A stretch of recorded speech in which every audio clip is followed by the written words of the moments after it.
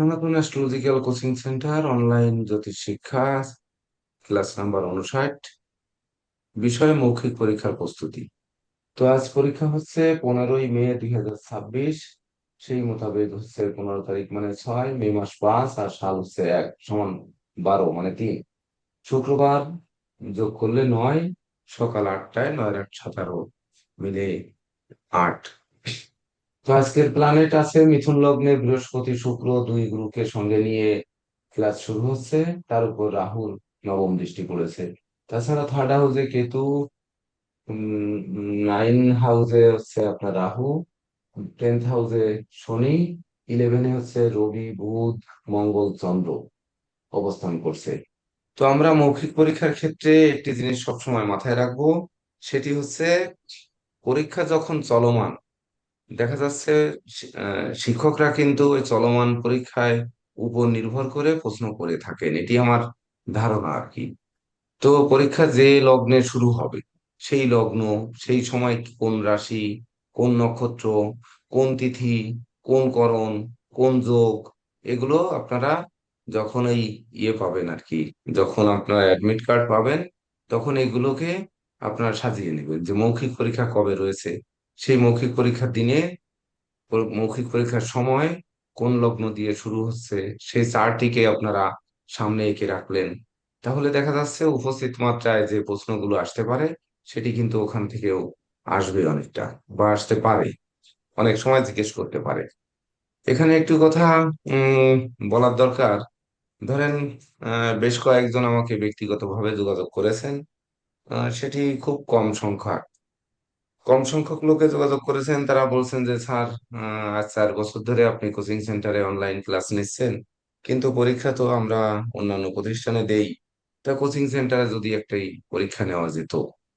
তো এ ব্যাপারে আমরা পরীক্ষা হয়ে গেলে আপনাদের Indian college of astrology and astronomy এবং এই বাংলাদেশ ন্যাশনাল একাডেমি অফ অ্যাস্ট্রোলজির পরীক্ষা হয়ে যাওয়ার পরে যদি আপনারা মতামত জানান তাহলে আমরা একদিনে একটি পরীক্ষা নেওয়ার ব্যবস্থা করতে পারি। যদি আপনারা সময় দেন তাহলে এটা করা যেতে পারে, বা এমনকি 2 ব্যাচ একসঙ্গে নিয়েও যদি পরীক্ষা দেওয়া যায়, সেটা হচ্ছে আপনাদের সাথে আলোচনা সাপেক্ষে বলা হবে। এটি আগে আমি এককভাবে কোনো সিদ্ধান্ত নিতে চাচ্ছি না। কারণ হচ্ছে আপনাদের সময়ের দরকার, সবচেয়ে বড় দরকার সময়। আহ সেই সাথে আবার প্রস্তুতি, আপনারা সাধারণ জিনিসকে একটু অসাধারণ রূপে ভেবে সময়কে কঠোর করে ফেলান। এটি না ভেবে পরীক্ষা সাধারণ ভাবে নেন, দেখবেন পরীক্ষা প্রত্যেকের ভালো হবে। কিন্তু অসাধারণ চিন্তা চেতনা করলে তখন বেশি সাজাগুজা করতে গেলে পরীক্ষা ভালো হয় না, তখন কিন্তু খারাপ হয়ে যায়। ধরেন আপনারা যা পড়েছেন তার বাইরে কোনো প্রশ্নই আসবে না, তাহলে এত ভয় পাওয়ার কারণ কি? সেইগুলো রিভিশন দিলে, অর্থাৎ সিলেবাসটা সবাই হাতে রাখবেন। সিলেবাস তো আমি ক্লাসে পড়েও শুনিয়েছি যে কোন কোন ক্লাস হয়েছে আর কোন কোন ক্লাস হয়নি। তা আমরা আজকে আসবো মৌখিক পরীক্ষার বিষয় নিয়ে আলোচনা করতে। তো মৌখিক পরীক্ষায় সাধারণত ধরেন সাধারণ প্রশ্নই কিন্তু হয়, মৌখিক পরীক্ষা অসাধারণ প্রশ্ন হয় না। তবু আমি কথা দিয়েছিলাম যে অন্তত আমাদের 52টা ক্লাস, প্রায় 500-র মতো মৌখিক প্রশ্নের আপনাদের সামনে তুলে ধরবো। তো এই ক্ষেত্রে আমাকে যিনি সহযোগিতা করেছেন ধন্যবাদ জ্ঞাপন করব তানাকে। তো দেখুন, যেমন জ্যোতিষশাস্ত্রে রাশিচক্রে মোট কয়টি রাশি? তো এটা তো আমরা জানি যে 12টি রাশি। কয়টা নক্ষত্র? 27টা নক্ষত্র। এই ক্ষেত্রে যদি বলেন যে অভিজিৎ একটি নক্ষত্র রয়েছে, তাহলে অভিজিৎ নক্ষত্র কিন্তু জ্যোতিষশাস্ত্রে ধরা হয় না, এমনকি তার স্থান দেওয়া হয় না, তার টাইমটা দেওয়া হয় না। অভিজিৎ নক্ষত্র অতিক্রম করে সকল গ্রহ, কিন্তু সেই নক্ষত্রের নির্দিষ্ট কোনো জায়গা কিন্তু নেই যে অভিজিৎ নক্ষত্র কোন জায়গা থেকে যাচ্ছে, মানে কত ডিগ্রি পর্যন্ত অবস্থান করছে সেই ডিগ্রি কিন্তু দেওয়া হয় না। তো এটি প্রশ্ন করে যদি আপনাদের ভুলকে দেওয়া হয় যে কেন অভিজিৎ তো একটি নক্ষত্র রয়েছে, সে কত ডিগ্রিতে থাকে, তাহলে আপনারা বলবেন যে এর ডিগ্রির পরিমাপটি এখনো পর্যন্ত উদ্ঘাটন হয়নি। তবে আর অভিজিৎ নক্ষত্রের ক্রিয়াকর্মাদি বিষয় বা এর আহ, প্রভাব আমরা শিখিনি, এটি বলবেন। আদৌ এটি বই পুস্তকে আসেও নেই। তাছাড়া লগ্ন বলতে কি বোঝায়? যদি লগ্ন বলতে কি বোঝায় বলেন, তাহলে লগ্ন হচ্ছে একটি সময়। তো সেটি কোন সময়? সেটি জন্ম সময় হতে পারে, কর্মের সময় হতে পারে, বা ধরুন বিবাহের সময় হতে পারে। যাবতীয় শুভ দিনের যে সময় নির্ণয় করা হয় সেটি হচ্ছে লগ্ন, শুভ লগ্নে। অর্থাৎ এই লগ্নের ব্যাপারে অনেক কথা রয়েছে। যেমন শুভ লগ্নের কালে যদি মালা বদল হয়, অনেক গান বাজনাও রয়েছে। এই গান তৈরি হয়েছে, শিল্পীরা গান গেয়েছে, গান লিখেছে, কবিরা কবিতা লিখেছেন। এমন কিছু কবিতায় জ্যোতিষ যদি গ্রন্থটি দেখেন তাহলে দেখবেন লগ্ন নিয়ে কবিতা লেখা আছে। আপনাদের এখানে অনেকে কবি আছেন, তারা পারলে এইসব নিয়ে কবিতা লিখবেন। আগামীতে আমাদের নভেম্বরে যে সম্মেলন অনুষ্ঠিত হবে, এটি অবশ্যই আন্তর্জাতিক সম্মেলন হবে। তো সেই সম্মেলনে আপনারা যে সুবিনির প্রকাশিত হবে, কবিতা ভালো হলে সেখানে স্থান পেতে পারে। তাছাড়া আহ, আমরা রাশি কয়ভাবে পাই, রাশি কয়ভাবে পাই, কি কি ভাবে পাই, তখন কিন্তু যদি বলা হয় যে চন্দ্র যে রাশিতে অবস্থান করে সেটি তার চন্দ্র রাশি, অর্থাৎ সেটি হচ্ছে ভারতীয় জ্যোতিষ মোতাবেক, মানে বা বৈদিক অ্যাস্ট্রোলজি মোতাবেক সেটি হচ্ছে জাতক জাতিকার রাশি। কিন্তু সূর্য রাশিকেও কিন্তু অ্যাভয়েড করার সুযোগ নেই। যেহেতু পাশ্চাত্য বিশ্বের একটি অংশ প্রায় ধরেন শখানেকেরও বেশি দেশে মানে এই পাশ্চাত্য রাশি প্রচলন রয়েছে। সেহেতু তখন বলবেন যে চন্দ্র যে রাশিতে অবস্থান করে সেটি তার চন্দ্র রাশি, সেটি হচ্ছে সেটি দিয়ে দশা অন্তর্দশা এমনকি তিথি নক্ষত্রাদি সকল কিছুই বিচার করা হয় চন্দ্র রাশি থেকে। কিন্তু সূর্য রাশিরও একটি গুরুত্ব রয়েছে, সেটি হচ্ছে পাশ্চাত্য দেশে ব্যবহৃত হয়, এমনকি আমাদের দেশেও অনেকে সূর্য রাশি বলে মানেন। সেটি আপনারা ওই তখন বলবেন যে 21শে মার্চ থেকে 21শে এপ্রিল, 20শে মার্চ, 20শে এপ্রিল থেকে মানে 21শে এপ্রিল থেকে 20শে মে, এইভাবে যে যেটি রয়েছে এই অনুযায়ী আপনারা কোন রাশি এটি একটু মুখস্থ করে রাখবেন। সূর্য মোতাবেক যে আপনাদের যে রাশিগুলো হয় 12 মাসের, এই রাশিগুলোকে আপনাদের একটু মুখস্থ করে রাখতে হবে। আর চন্দ্র মোতাবেক চন্দ্র সোয়া 2 ডিগ্রি এক রাশিতে অবস্থান করে। সেই অনুযায়ী যদি বলা হয় যে যেদিন পরীক্ষা পড়লো ওই দিন পরীক্ষার দিন দেখা যাচ্ছে রাশি আপনার হয়তো সকালে 10টা পর্যন্ত মেষ রাশি, তার পরবর্তীতে বৃষ রাশি, তাহলে সেটি আপনাদের মনে রাখতে হবে যে আজকে রাশি কি চন্দ্র রাশি, তাহলে চন্দ্র রাশি আপনার মেষ রাশি বললেন। এবার মেষ রাশি সকাল 10টার পরে দেখা যাচ্ছে পরীক্ষা চলমান, তার মধ্যে বৃষ রাশি হলো বা পরীক্ষা চলমান সময়ে রাশির পরিবর্তন হলো, তাহলে সেটি কিন্তু আপনাদের মনে রাখতে হবে। এভাবে সকল কিছুকে গুছিয়ে রাখবেন, দেখবেন এটি মোটেও কঠিন নয়। তাছাড়া প্রতিটি রাশিতে কয়টি নক্ষত্র বা কয়টি নক্ষত্রের চরণ থাকে, তাহলে আপনারা 3 ডিগ্রি 20 মিনিট করে নিয়ে যাবেন, 13 ডিগ্রি 20 মিনিট করে নিয়ে যাবেন, তার একটি চরণ হচ্ছে 3 ডিগ্রি 20 মিনিট। তাহলে বা একটি পাদ, পাদ বা চরণ, তাহলে একটি নক্ষত্রের 4টি পাদ, তাহলে 4 4 8 আর একটা 9টা পাদে একটি রাশি থাকবে। এভাবে আপনারা সজ্জিত করবেন। বিশেষ করে যখন কোনো প্রশ্ন যদি নক্ষত্র নিয়ে হয় তাহলে এই ধরনের হতে পারে। এমনকি নক্ষত্রের অধিপতি তো আপনারা জানেন যে নক্ষত্রের অধিপতি কে, সেটি সঙ্গে সঙ্গে বলবেন। মানে ভাবনা আর বলা একই সঙ্গে আপনাদের যেন চলে আসে, তার জন্য হচ্ছে আজকে আপনাদের সামনে দাঁড়ানো। তাছাড়া ধরেন নক্ষত্র বলতে বলতে ওই যে যে কথাটি বললাম যে আজকে কোন তিথি, কোন করণ, কোন যোগ, এগুলো ওই দিনেরটা জিজ্ঞেস করতে পারে, এর বাইরে কিন্তু জিজ্ঞেস করার সম্ভাবনা কম থাকবে।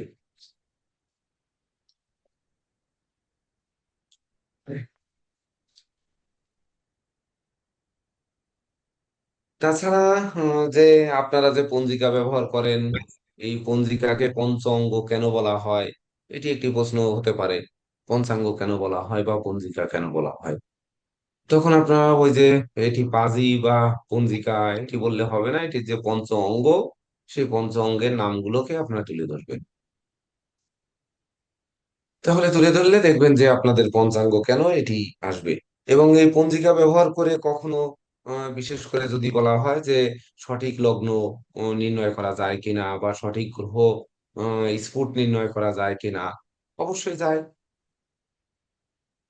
যদি ওই উপস্থিত মাত্রায় বলা হয় যে চন্দ্র এখন কত ডিগ্রিতে থাকতে পারে, আপনি কত ডিগ্রিতে থাকবে এটি হিসাব করে ছাড়া বের করতে পারবেন না কত ডিগ্রিতে থাকতে পারে। তাহলে পরীক্ষা শুরুকালীন সময় গত হয়েছে চন্দ্র যে আপনার 27 ঘন্টা 27.5 ঘন্টা যে থাকবে, এই ঘন্টা অনুযায়ী চন্দ্র কখন শুরু হয়েছে রাশিতে আর এখন কয়টা বাজে, এই অনুযায়ী 1 ঘন্টায় চন্দ্র কত ডিগ্রি যাবে সেই অনুযায়ী একটা তথ্য রেখে দেওয়া যায়।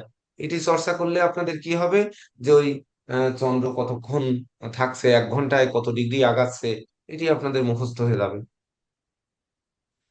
যেমন চন্দ্র কিন্তু একদিনে 11 থেকে 13 ডিগ্রি পর্যন্ত তার গতিশীল থাকে, কখনো 11 ডিগ্রি কখনো 13 ডিগ্রি। গতকালকে একটি জিনিস দেখেছিলাম যে আমরা 1983 সালের আম, কি 20 রমজান, 20 রমজান বের করতে গিয়ে দেখি যে অষ্টমী তিথিতে 20 রমজান পড়েছে, কখনো সপ্তমীতে পড়েছে, কখনো ষষ্ঠীতেও পড়েছে। তো এই যে ষষ্ঠী আর সপ্তমীতে পড়েছে, এটি তিথির ছোট বড় হওয়ার কারণে, মানে তিথির স্থায়ীকাল কম বেশি হওয়ার কারণে এটি হয়েছে। রাত্রে এটি নিয়ে যখন একটু চিন্তা করলাম তখন দেখি কি যে হ্যাঁ আসলে তাই। তো পঞ্জিকা থেকে নির্ভুল লগ্ন নির্ণয় সেইটি যদি জানার প্রয়োজন থাকে তাহলে বা জিজ্ঞেস করে তাহলে বলবেন যে একটি লগ্ন 2 ঘন্টা অবস্থান করে। তো 2 ঘন্টা মানে 120 মিনিট, 30 ডিগ্রি মানে 1 ডিগ্রি সমান 4 মিনিট। তাহলে লগ্ন কতটুকু এগোয়েছে সেই মিনিট অনুযায়ী আপনার বলে দেবেন, 4 মিনিট মুখস্থ রেখে দেবেন, তাহলে সহজভাবে হবে। এইবার আমরা ধরেন নবগ্রহ স্তোত্র কেন পাঠ করি, এটি যদি যে আপনাদের দেখেছি যে ক্লাসগুলো শুরু হয় নবগ্রহ স্তোত্র দিয়ে, কেন পাঠ করি নবগ্রহ স্তোত্র? সাধারণত কি গ্রহদের আবাহন করা, নবগ্রহের যেটি পাঠ করি এটি কি মন্ত্র? প্রণাম মন্ত্র না গায়ত্রী মন্ত্র না জপ মন্ত্র, কোনটা? প্রণাম মন্ত্র। স্যার তাহলে প্রণাম মন্ত্র। নবগ্রহকে 9টি গ্রহকে আমরা সম্মান জানাচ্ছি, মানে প্রণাম জানাচ্ছি, প্রণাম জানিয়ে আমরা শুরু করছি। এইবার নবগ্রহর যে মন্ত্র, মন্ত্রের তাৎপর্য, তাৎপর্য কিন্তু মন্ত্রের অর্থগুলো জানতে হবে। যে জবা কুসুম শঙ্কা শঙ্কাস্য পেয়ং মহাদুতিম ধান্তারিং সর্বপাপগ্নং প্রণতস্মৈ দিবাকরম। তো এই যে শব্দগুলো রয়েছে, এই শব্দগুলোর অর্থ কি? তো সেটি আপনারা পরবর্তীতে জেনে নেবেন, এটি তো আর আমাদের মৌখিক পরীক্ষায় জানতে চাইবে না। যেমন ধরেন আমরা প্রায় ক্ষেত্রে দেখি যে ওং দেবতানাম ঈশিনাঞ্চ গুরুং কনকশনিভম বন্দে ভূতং তিলকে সংতং নমামি বৃহস্পতিম। কিন্তু এইখানে গ্যাপটা কোথায় হবে, মঞ্চের গ্যাপটা কোথায় হবে, সেটি কিন্তু আমরা গ্যাপটা ঠিক করে আমরা পাঠ করি না। ওং নীলঞ্জন চয়পখং রবিশূনং মহাগ্রহম ছায়ায়া গর্ভসম্ভূতং বন্দে ভক্তা শনিচ্চরম। তো আমরা মন্ত্রের কোথায় গ্যাপ হবে সেটি কিন্তু আমরা বুঝি না, কিন্তু আমরা চেষ্টা করি সুর দেওয়ার জন্য। তো এটি আপনারা একটু সেরে নেবেন। প্রয়োজনে আমাদের এখানে অনেক বিজ্ঞ পণ্ডিত ব্যক্তি রয়েছেন যারা ব্রাহ্মণের পূজা পার্বণের কাজ করেন, আমারও ভুল হতে পারে। তথাপিও এই গ্যাপ গুলোকে বা নবগ্রহ স্রোত আপনারা বিশেষ করে ওই ইউটিউবে বা গুগলে ওখান থেকে শুনে, বিশেষ করে যে সকল ভিডিও দেওয়া আছে ওখান থেকে শুনে শুনে আপনারা গ্যাপটা তৈরি করার চেষ্টা করবেন। তাহলে দেখবেন নবগ্রহ স্তোত্রটা শ্রুতিমধুর হয়ে যাবে। আর অর্থ, অর্থ কিন্তু ওই আপনারা সার্চ দিলেও পাবেন, অথবা দেখা যাচ্ছে আপনি অর্থ সংগ্রহ করার ক্ষেত্রে যা হোক পরীক্ষা চলে যাক, অর্থগুলো প্রয়োজনে আমি দিয়ে দেবো।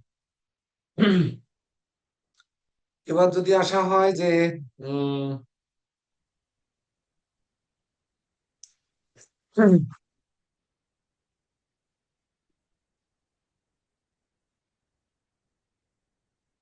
রাশিচক্রে আমরা জানি যে 12টা রাশি, তা 12টা রাশির আহ পরিমাপ কত? তাহলে পরিমাপ আমরা কি দিয়ে করব? আমরা এটা কিন্তু ডিগ্রি দিয়ে করব, কেন রাশির পরিমাপ 360 ডিগ্রি। ওই যে একবার প্রশ্ন করেছিল যে বিবাহের 7 পাকে ঘোরা কেন, তো সেটি আমাদের একজন শিক্ষার্থী খুব ভালো উত্তর দিয়েছিলেন। তো এই যে 360 ডিগ্রি 7 পাকে যখন ঘোরা হয় তখন দেখবেন যে ওই একই সংখ্যায় রূপান্তরিত হয়, যার জন্য 7 পাকে ঘোরা বা ওই 7 সংখ্যার ক্লাসে আমরা বলছিলাম, ওটি একটু মাথায় রাখবেন। তাহলে 360 ডিগ্রি একটি বৃত্তাকারকে আমরা সাত ঘুরলি দেই, তাহলে 360 গুণ 7 দেন, দেখবেন আপনারা এটি বুঝতে পারবেন। তাহলে প্রত্যেকটি রাশির মান 30 ডিগ্রি, প্রত্যেকটি নক্ষত্র 13 ডিগ্রি 20 মিনিট, এর কোনো কম বেশি নেই। তাছাড়া ধরেন রাশির যে প্রতীকগুলো, 12টা রাশি, মেষ রাশির মেষ, বৃষ রাশির বৃষ বা ষাঁড়, মিথুন রাশির হচ্ছে দুজনের মূর্তি।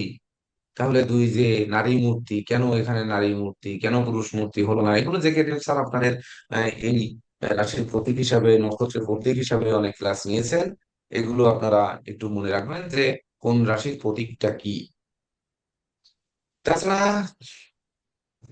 যে রাশির যে স্বভাব বা চরিত্র, এগুলো যদি জানতে হয়, তাহলে রাশির স্বভাব চরিত্র এটি আপনারা একটু তো এক দুই কথায় তো জানেন। মেষ রাশির স্বভাব কি, বৃষ রাশির স্বভাব কি, মানে ওই প্রতীক দিয়ে স্বভাব চরিত্র বিশ্লেষণ করবেন।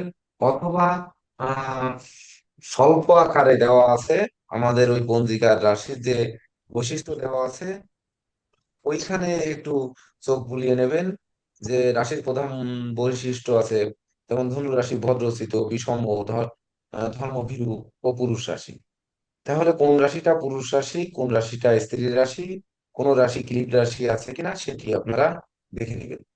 এমনকি রাশির জন্য শুভ বার কি, রাশির জন্য শুভ সংখ্যা কি, সেই রাশির শুভ তারিখ গুলো কি, মানে ওই বক্সের ভিতর দেখবেন আপনারা ওই যেখানে আহ, রাশিফল থাকে এর উপরে ওই বক্সে ভিতর দেওয়া থাকে। এটি আপনারা একটু দেখে 12টা রাশির মুখস্থ করে রাখবেন।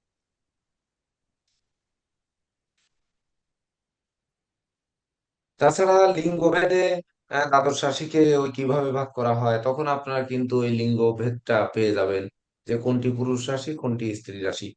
এটি যদি একটি রাশির নাম বলে বলে যে এটি কি রাশি, কোন লিঙ্গ এটি, তাহলে পুংলিঙ্গ না স্ত্রীলিঙ্গ, এটি কিন্তু আপনারা ওখান থেকে একটু দেখে নেবেন।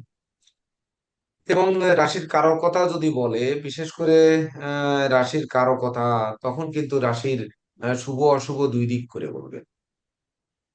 দুটি শুভ, একটি অশুভ, যেহেতু মৌখিক পরীক্ষা, তাহলে রাশির কারকতা কি, রাশির আহ তখন শুভ কারক অশুভ কারক দুই দিক নিয়ে আসবে।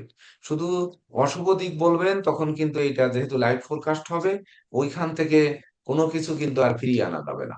অর্থাৎ লজ্জা যা পড়তে হবে আমাকেই বেশি পড়তে হবে।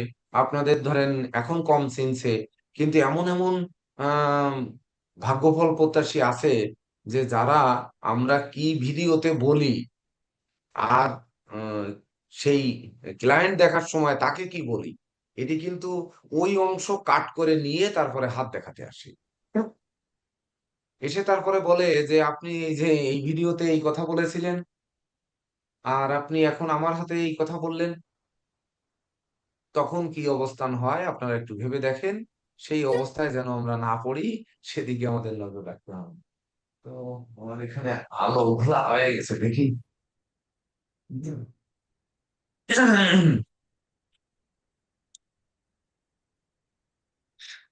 এক- তো রাশির কারো কথা বলার পরে ধরেন আমরা আহ, চলে যাব একটু, আমাকে যিনি সহযোগিতা করেছেন নাম শুনলে আপনারা বলবেন যে আরে বাবা, তাহলে আমরাও তো এইভাবে করতে পারতাম। আমি এটি নিয়ে আর আলাদা গবেষণা করার সুযোগ পাইনি। তো আপনারাই আমাকে এই 500 প্রশ্ন তৈরি করে দিয়েছেন, তো আমি একটু আহ ভাঙতে ভাঙতে যাচ্ছি আর কি, দেখি। এমনকি পড়ারও সুযোগ পাইনি। জ্যোতিষশাস্ত্রে নবগ্রহ বলতে 9টি গ্রহকে বোঝানো হয়, এটা তো আমরা জানি। তাহলে 9টি গ্রহ কেন, এই 9-এর পরে সংখ্যা নেই কেন, গ্রহ 9টি কেন, কেন এর সঙ্গে আমরা আর কোনো গ্রহকে আদৌ যুক্ত করতে পারলাম না, বা 9টি গ্রহের 9টি রত্ন কেন, এর বাইরে আর নেই কেন, তাহলে 9 কি, ক্লাস 9, ওখানে সংখ্যা 9, ওখানে চলে যাবেন, তাহলে বুঝতে পারবেন যে নবগ্রহ কেন, যে আলোচনাগুলো করা হয়েছিল।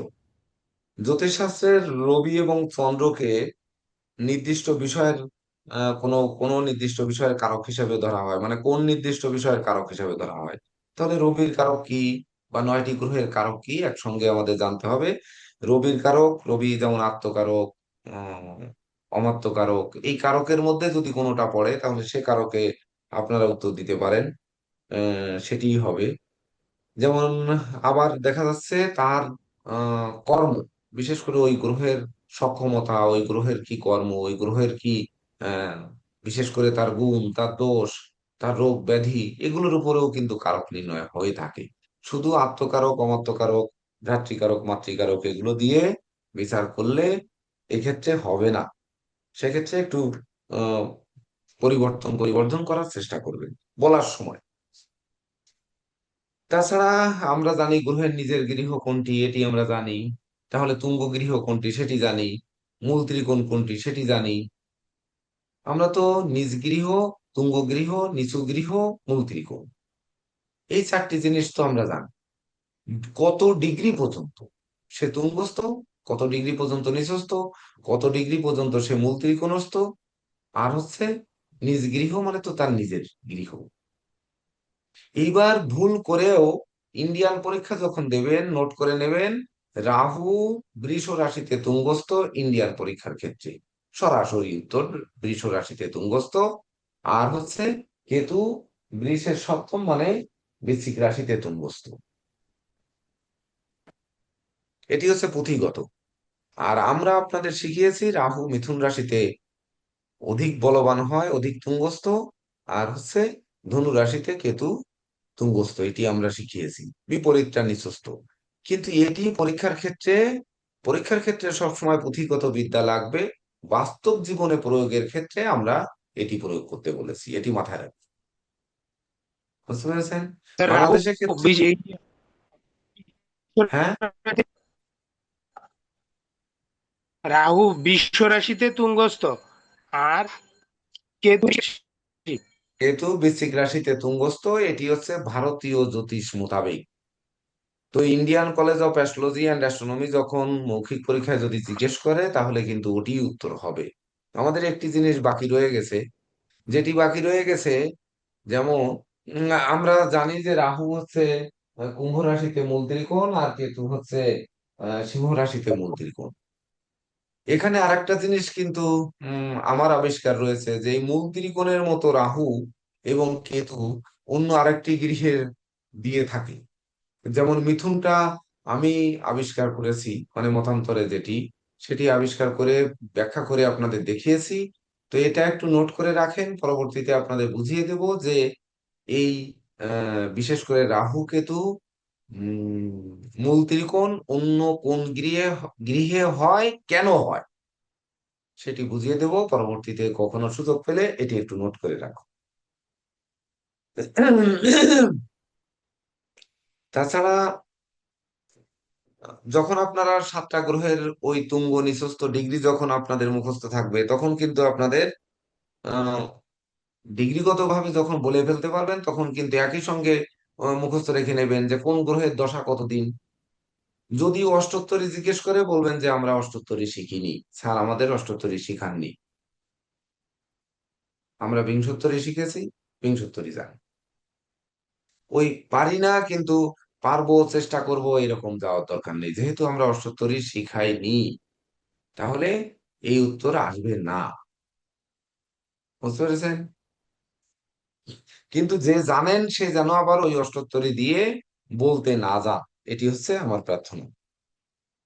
তাছাড়া বিশেষ করে মূল ত্রিকোণ চলে গেল। তাছাড়া গ্রহের দৃষ্টি, দৃষ্টিটা অবশ্যই মনে রাখবেন। সেই দৃষ্টির ক্ষেত্রে যেমন ধরেন সকল গ্রহ সমসপ্তমে দৃষ্টি দেয়। আমরা অবশ্য কিছু অর্ধ দৃষ্টি কিন্তু শিখাইনি আপনাদের। যদি কখনো জিজ্ঞেস করে যে এছাড়া বিশেষ করে আর কোনো দৃষ্টি আছে কিনা, যেমন আমরা জানি মঙ্গল চতুর্থ সপ্তম অষ্টমে দৃষ্টি দেয়, শনি স্যার সব তৃতীয় গ্রহের সপ্তম। দৃষ্টি শেখানো হয়েছে আহ, স্যার, মানে হ্যাঁ, গ্রহের দৃষ্টি, স্যার গ্রহের দৃষ্টি পূর্ণ অবস্থা শেখানো হয়েছে স্যার। গ্রহের যে একপাত দৃষ্টি, দ্বিপাদ দৃষ্টি, এগুলো সব শেখানো শেখানো হয়েছে হয়েছে? স্যার। হ্যাঁ ও, স্যার। ও আচ্ছা আচ্ছা। তাহলে যদি জিজ্ঞেস করে যে গ্রহের দৃষ্টি যে সমসপ্তম ছাড়া অন্য গৃহে যে ওই 45 কলা দৃষ্টি, মানে 90 কলা দৃষ্টি, দৃষ্টি 60 কলা দৃষ্টি, আর হচ্ছে 45 কলা, এইভাবে শিখিয়েছেন তো? না, 60, 45, 30 আর 15, তাই তো হ্যাঁ স্যার। JK sir? ও, হ্যাঁ স্যার, এটা আরো সহজভাবে তাদেরকে দেওয়া হয়েছে নোটটা স্যার। এটা অবশ্যই তারা পারবে স্যার। তাহলে ওই দৃষ্টির চারটা একটু আপনারা আরেকবার নজর দিয়ে নিয়েন। নজর দিয়ে নিলে, এটা যেহেতু জেকে দেব স্যার এটি নিয়েছেন, আমার ওটি দৃষ্টিগোচরে ছিল না, তাহলে ওটিও একটু নজরে রাখবেন। যদি বলতে পারলেন পারলেন, না বলতে পারলে দেখা যাচ্ছে গ্রহের যেভাবে দৃষ্টি রয়েছে ঠিক সেইভাবে আপনারা উত্তর দিয়ে যাবেন। এই তো বিপদ, এখন কি করিস? হম, ধুর, এই আস্তে আস্তে তো এসে গেল।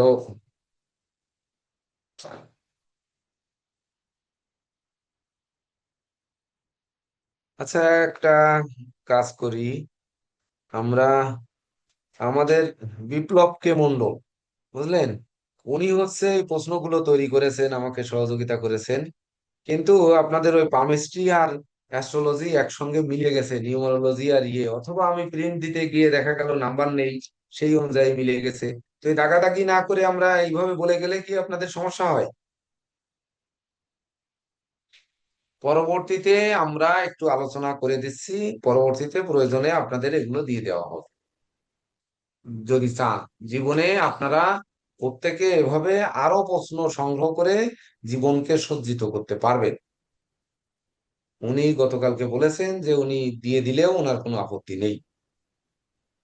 বুঝতে পেরেছেন? তাহলে আমি সিরিয়াল অনুযায়ী আপনাদের একটু বলতে বলতে যাই, এর ভিতর নতুন কিছু সজ্জিত করার চেষ্টা করতেছি, আপনারা সেগুলো একটু শুনুন। তো যেমন ধরেন, আমি সিরিয়ালেই যাই, না হলে এটা সম্ভব না, সময় নষ্ট হবে শুধু শুধু। যে আমরা হয়তো পামিস্ট্রিতে বললাম যে করতলে বৃহস্পতির ক্ষেত্র, বৃহস্পতির ক্ষেত্র উঁচু থাকলে কি, নিচু থাকলে কি, সম থাকলে কি, বৃহস্পতিতে তিল বিন্দু ক্রস জব এগুলো থাকলে কি হয়। তো এইরকম 9টি ক্ষেত্র আপনাদের বলতে হবে। শুধু ভাগ্য রেখায় ভাগ্য থাকে কিনা, শুধু রবি রেখায় যশ থাকে কিনা, শুধু শনি বন্ধনী থাকলেই কষ্ট দেয় কিনা, কষ্টকে বেঁধে ফেলে কিনা, বা শুক্র বন্ধনী থাকলেই সে শুধু সুখ শান্তি পায় কিনা, বা ধরুন দৈব চিহ্ন থাকলেই যে দৈব শক্তির অধিকারক হয় কিনা, বা ধরেন আপনার মার্শাল রেখা থাকলেই কি তার আয়ুর বাধা বিপত্তি কাটায় কিনা, বা ধরুন আপনার প্রভাব রেখা থাকলেই কি তার প্রভাব প্রতিপত্তি বাড়ে কিনা, বিদ্যাঙ্গুলিতে জব থাকলেই কি শুধু তাদের ইয়ে ওই তারা লেখক হয় কিনা।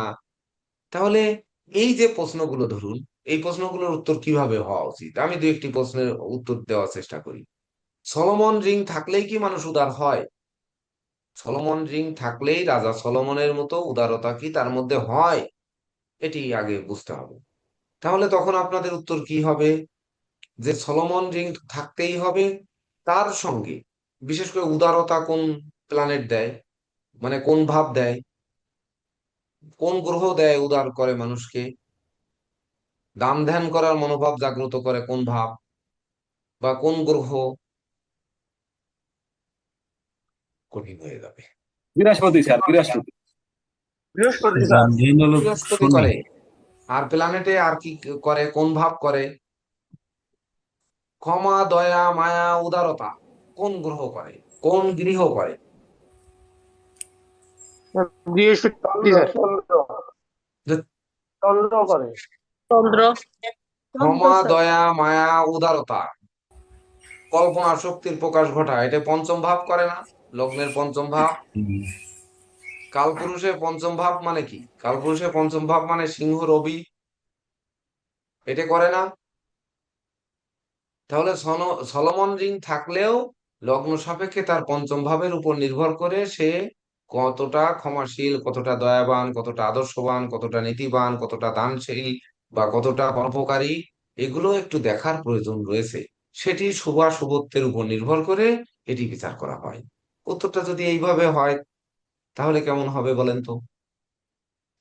অথবা বৃহস্পতির বলবত্তা, যে সলোমন রিং বৃহস্পতির আঙ্গুলে বা ইন্ডেক্স ফিঙ্গারের গোড়ায় চন্দ্রাকারে, অর্ধচন্দ্রাকারে থাকে, তাহলে ঊর্ধ্বমুখী অর্ধচন্দ্রাকারে, সেটি বৃহস্পতির ক্ষেত্র বেয়েই যেহেতু যায়, বৃহস্পতির আঙ্গুলের গোড়ার পর্বে থাকে, তো সেইটি বিশেষ করে বৃহস্পতির বলবত্তা এবং আঙ্গুলের শোভা শুভত্বের উপরও কিন্তু অনেকাংশে নির্ভর করে থাকে, যে সে কতটা উদার পরোপকারী, কতটা ধার্মিক, কতটা নীতিজ্ঞ, এগুলো হবে এর উপর নির্ভর করে।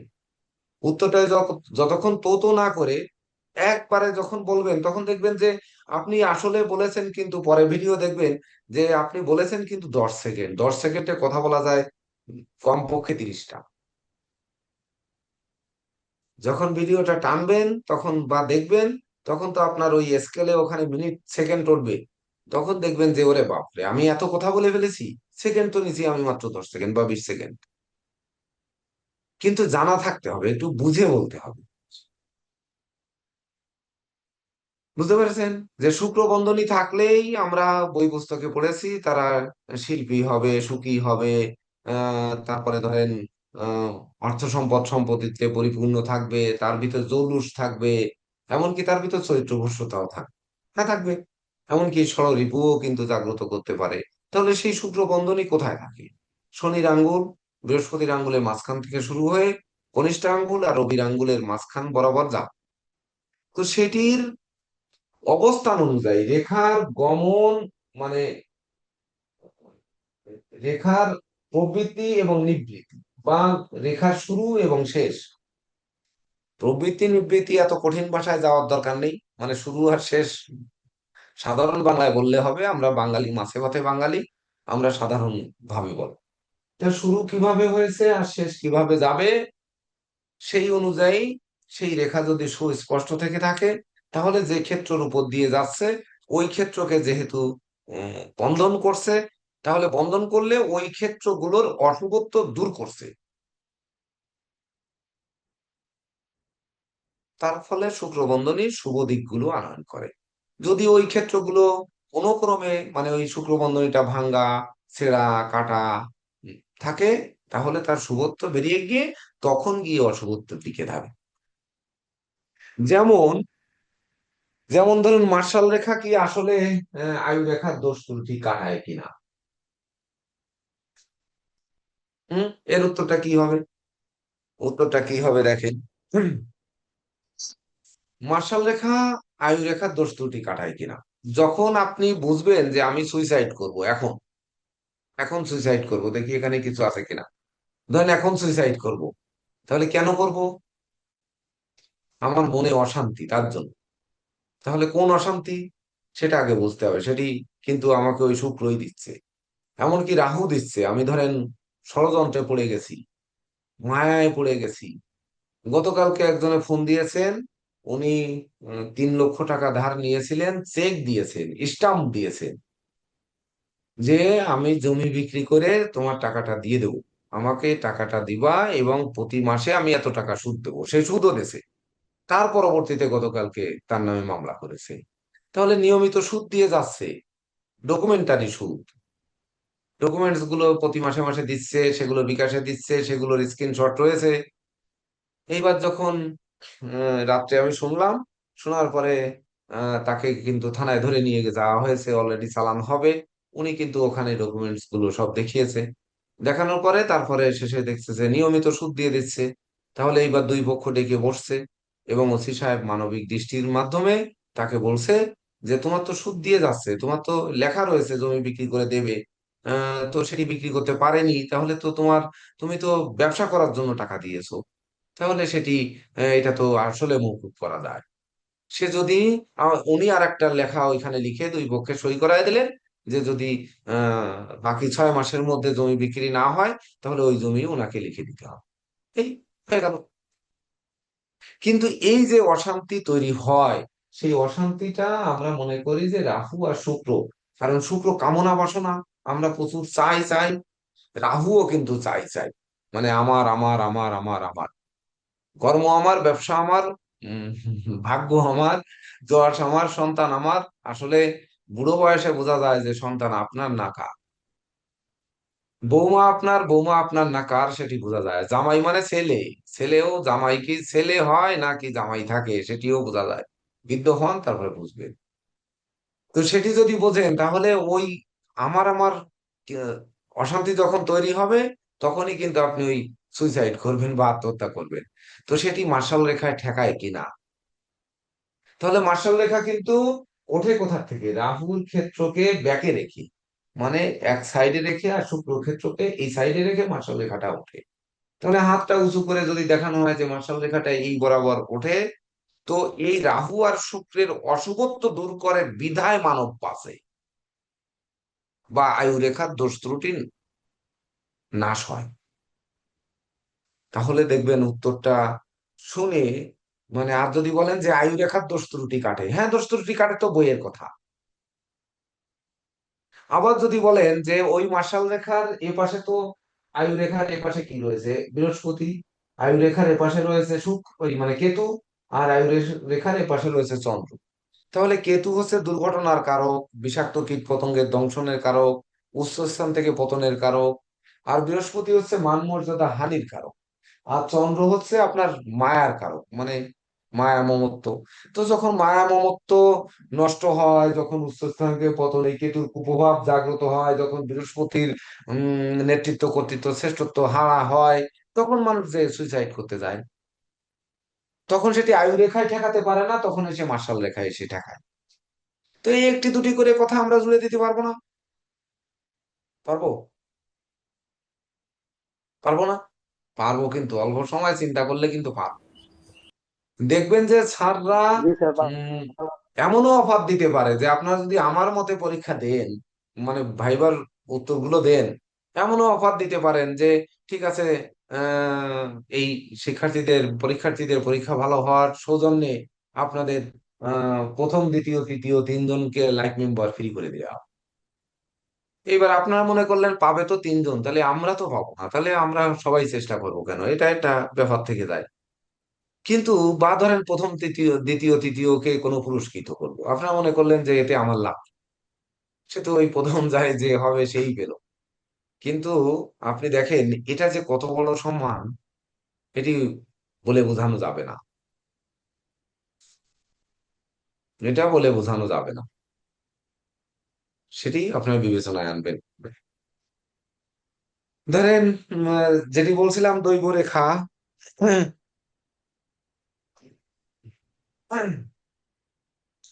তো দৈব রেখা আমাদের এভাবেই থাকে। তো আমরা এই দৈব রেখা কেন এটিকে নিয়ে দৈব রেখায় আনলাম? আমরা মিস্টিক ক্রসকে আনিনি, মিস্টিক ক্রসকেও এক ধরনের দৈব চিহ্ন বলা হয়। বলা হয় না মিস্টিক ক্রসকে? বলা হয়। গুজ্জ ক্রস, গুপ্ত ক্রস বা মিস্টিক ক্রস, একে দৈব ক্রস বলা হয় না? তাছাড়া আমরা এই ধনুকের মতো এই রেখাটিকে দৈব কেন আনলাম? এখানে দৈবের সম্পর্ক কি?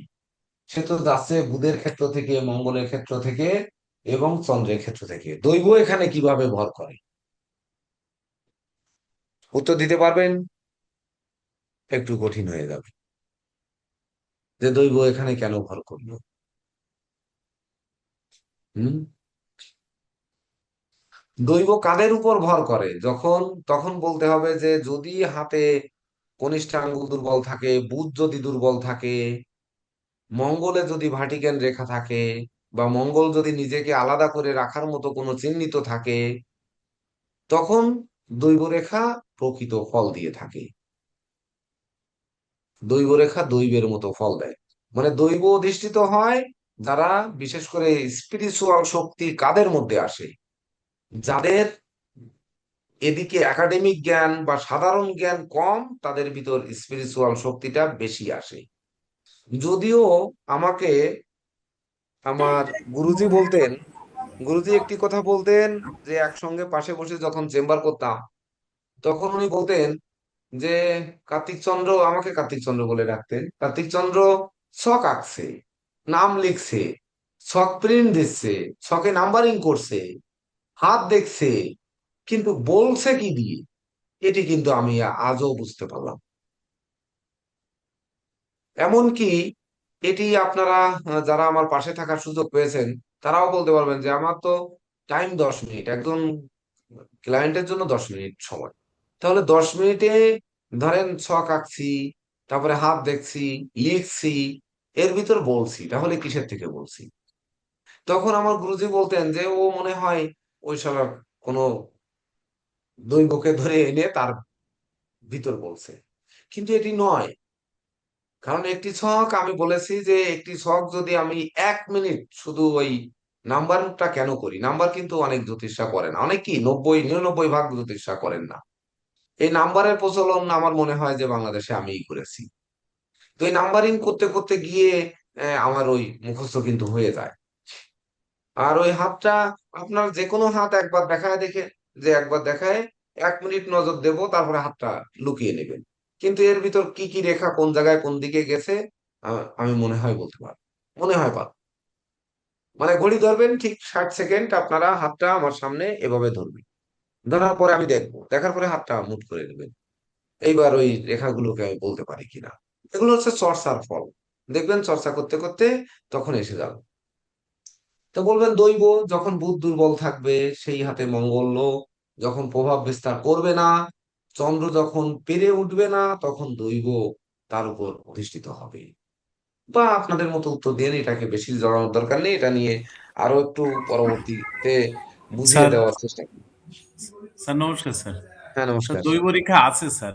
আর আর মঙ্গলের ক্ষেত্রে স্যার তিল বিন্দু চিহ্ন থাকলো কিংবা এই বুধের ক্ষেত্রেও তিল বিন্দু চিহ্ন থাকলো, তখন কেমন ফল দেবে? মানে দৈব রেখা, এক কথায় হচ্ছে মঙ্গল বুধ চন্দ্র 3 ক্ষেত্র যদি দুর্বল থাকে দৈব রেখা অধিষ্ঠিত হবে, না হলে হবে না। তাহলে দুর্বলের মধ্যে যত যা কিছু পড়ে তত তা কিছু হবে। জেকে দেব স্যার একটু সহযোগিতা করেন মৌখিক পরীক্ষার ক্ষেত্রে। তো আমি একটু 5-10 মিনিট বিরতি নিচ্ছি। পামিষ্টিতে আপনার হচ্ছে যে প্রধানত যে প্রশ্নগুলো করা হয়, যেমন হচ্ছে আয়ুরেখার কাজ কি। তো আয়ুরেখার কি কাজ হচ্ছে সে বিষয়টা আপনার হচ্ছে মোটামুটির উপরে যে স্যার যেটা বলেন 10 সেকেন্ডে অনেক কথাই বলা যায়। তো এরকম ধরেন হৃদয় রেখার কাজ কি, তারপর হচ্ছে ব্রেইন লাইন যেটা আছে মস্তিষ্ক রেখা সেটার কাজ কি। তো আয়ুরেখার অনুরেখা স্যার যেটা অঙ্কন করেছেন সেটা হচ্ছে মার্শাল রেখা, মার্শাল রেখার কাজ কি। তো আলাদাভাবে দৈব রেখা কোথায় হয় আমার কাজ কি তখন।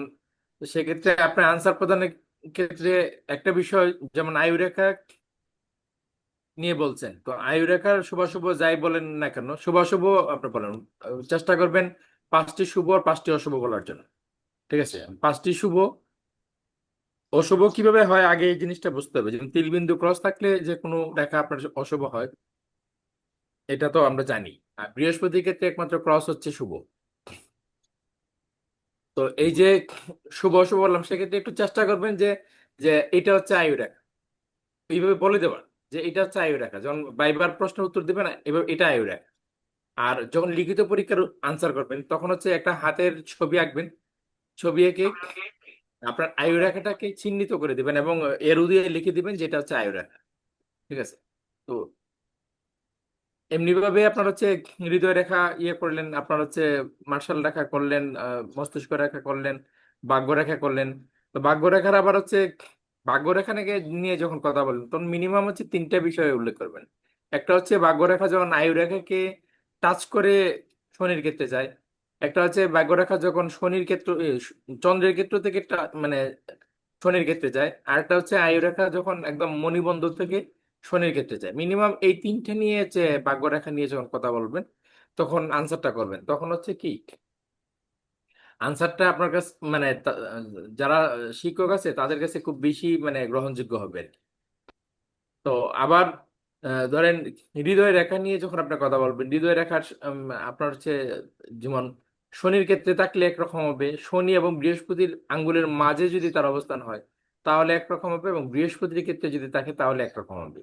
তো চেষ্টা করবেন অন্তত মানে ওই 3টা বিষয়কে তুলে ধরার জন্য। আর যখন লিখিত প্রশ্ন আসবে, ধরেন হৃদয় রেখা নিয়ে লিখিত প্রশ্নের ব্যাপার আছে, তো সেখানে আপনারা চেষ্টা করবেন যেমন আয়ু রেখার মানে আহ, এই হৃদয় রেখার যে একদম সামনে যদি বি চিহ্ন থাকে তাহলে কি হয়, সেই বি চিহ্ন যদি শনির ক্ষেত্রে থাকে তাহলে কি হবে, শনি এবং বৃহস্পতির মাঝামাঝি যে অবস্থান সেই জায়গা থাকলে কি হবে, এবং বৃহস্পতির ক্ষেত্রে গেলে কি হবে।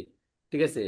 সেক্ষেত্রে ধরেন হৃদয় রেখার যে বয়সটা আছে, আয়ুটা আছে, সেই আয়ুটা নির্ধারণ করে দিতে পারেন যে আপনার হচ্ছে শনির ক্ষেত্র পর্যন্ত 75 বছর, তা বৃহস্পতির ক্ষেত্র পর্যন্ত গেলে 100 বছর, ওইরকম আপনারা নির্ধারণ করে দিতে পারেন।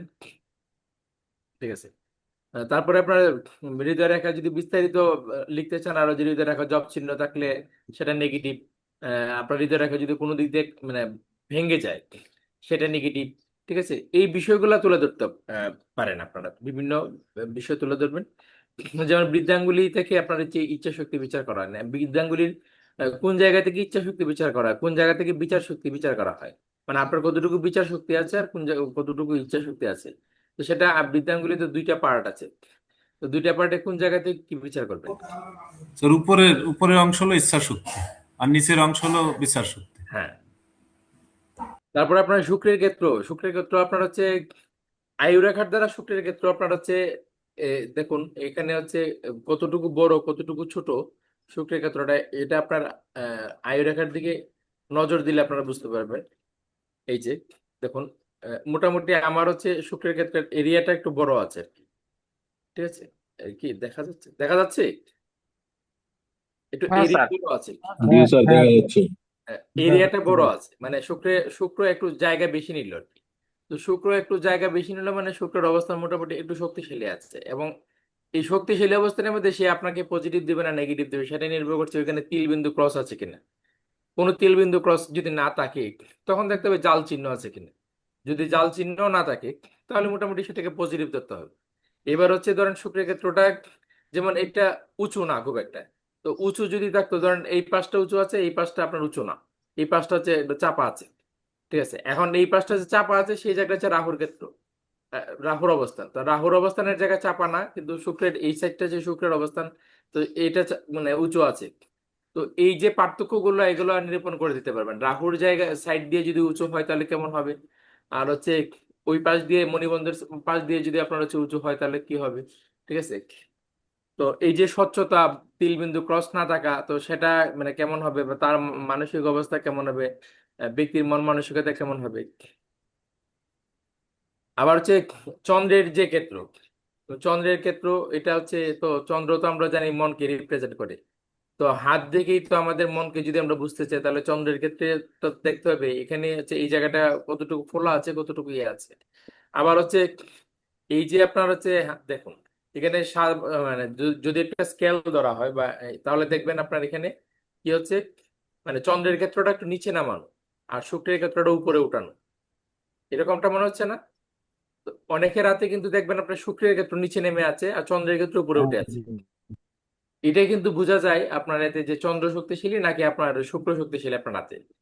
ঠিক আছে, তো যদি চন্দ্র শক্তিশালী হয় তাহলে আপনার হচ্ছে মনের জোর বেশি থাকবে, আর যদি শুক্র শক্তিশালী হয় তাহলে আপনার বিলাসিতার জোর বেশি থাকবে। ঠিক আছে, তো এই বিষয়গুলা আপনাদেরকে মোটামুটি একটু একটু ব্যাখ্যা করে বোঝানোর চেষ্টা করবেন আর কি। তবে সংক্ষিপ্ত প্রশ্নের যখন আনসার করবেন তখন চেষ্টা করবেন আগে বাড়িতে প্র্যাকটিস করে নেবেন, প্রশ্ন তো অনেকগুলো পাচ্ছেন নোট করছেন, তো বলবেন বাসায় কাউকে যে এই প্রশ্নটা করার জন্য।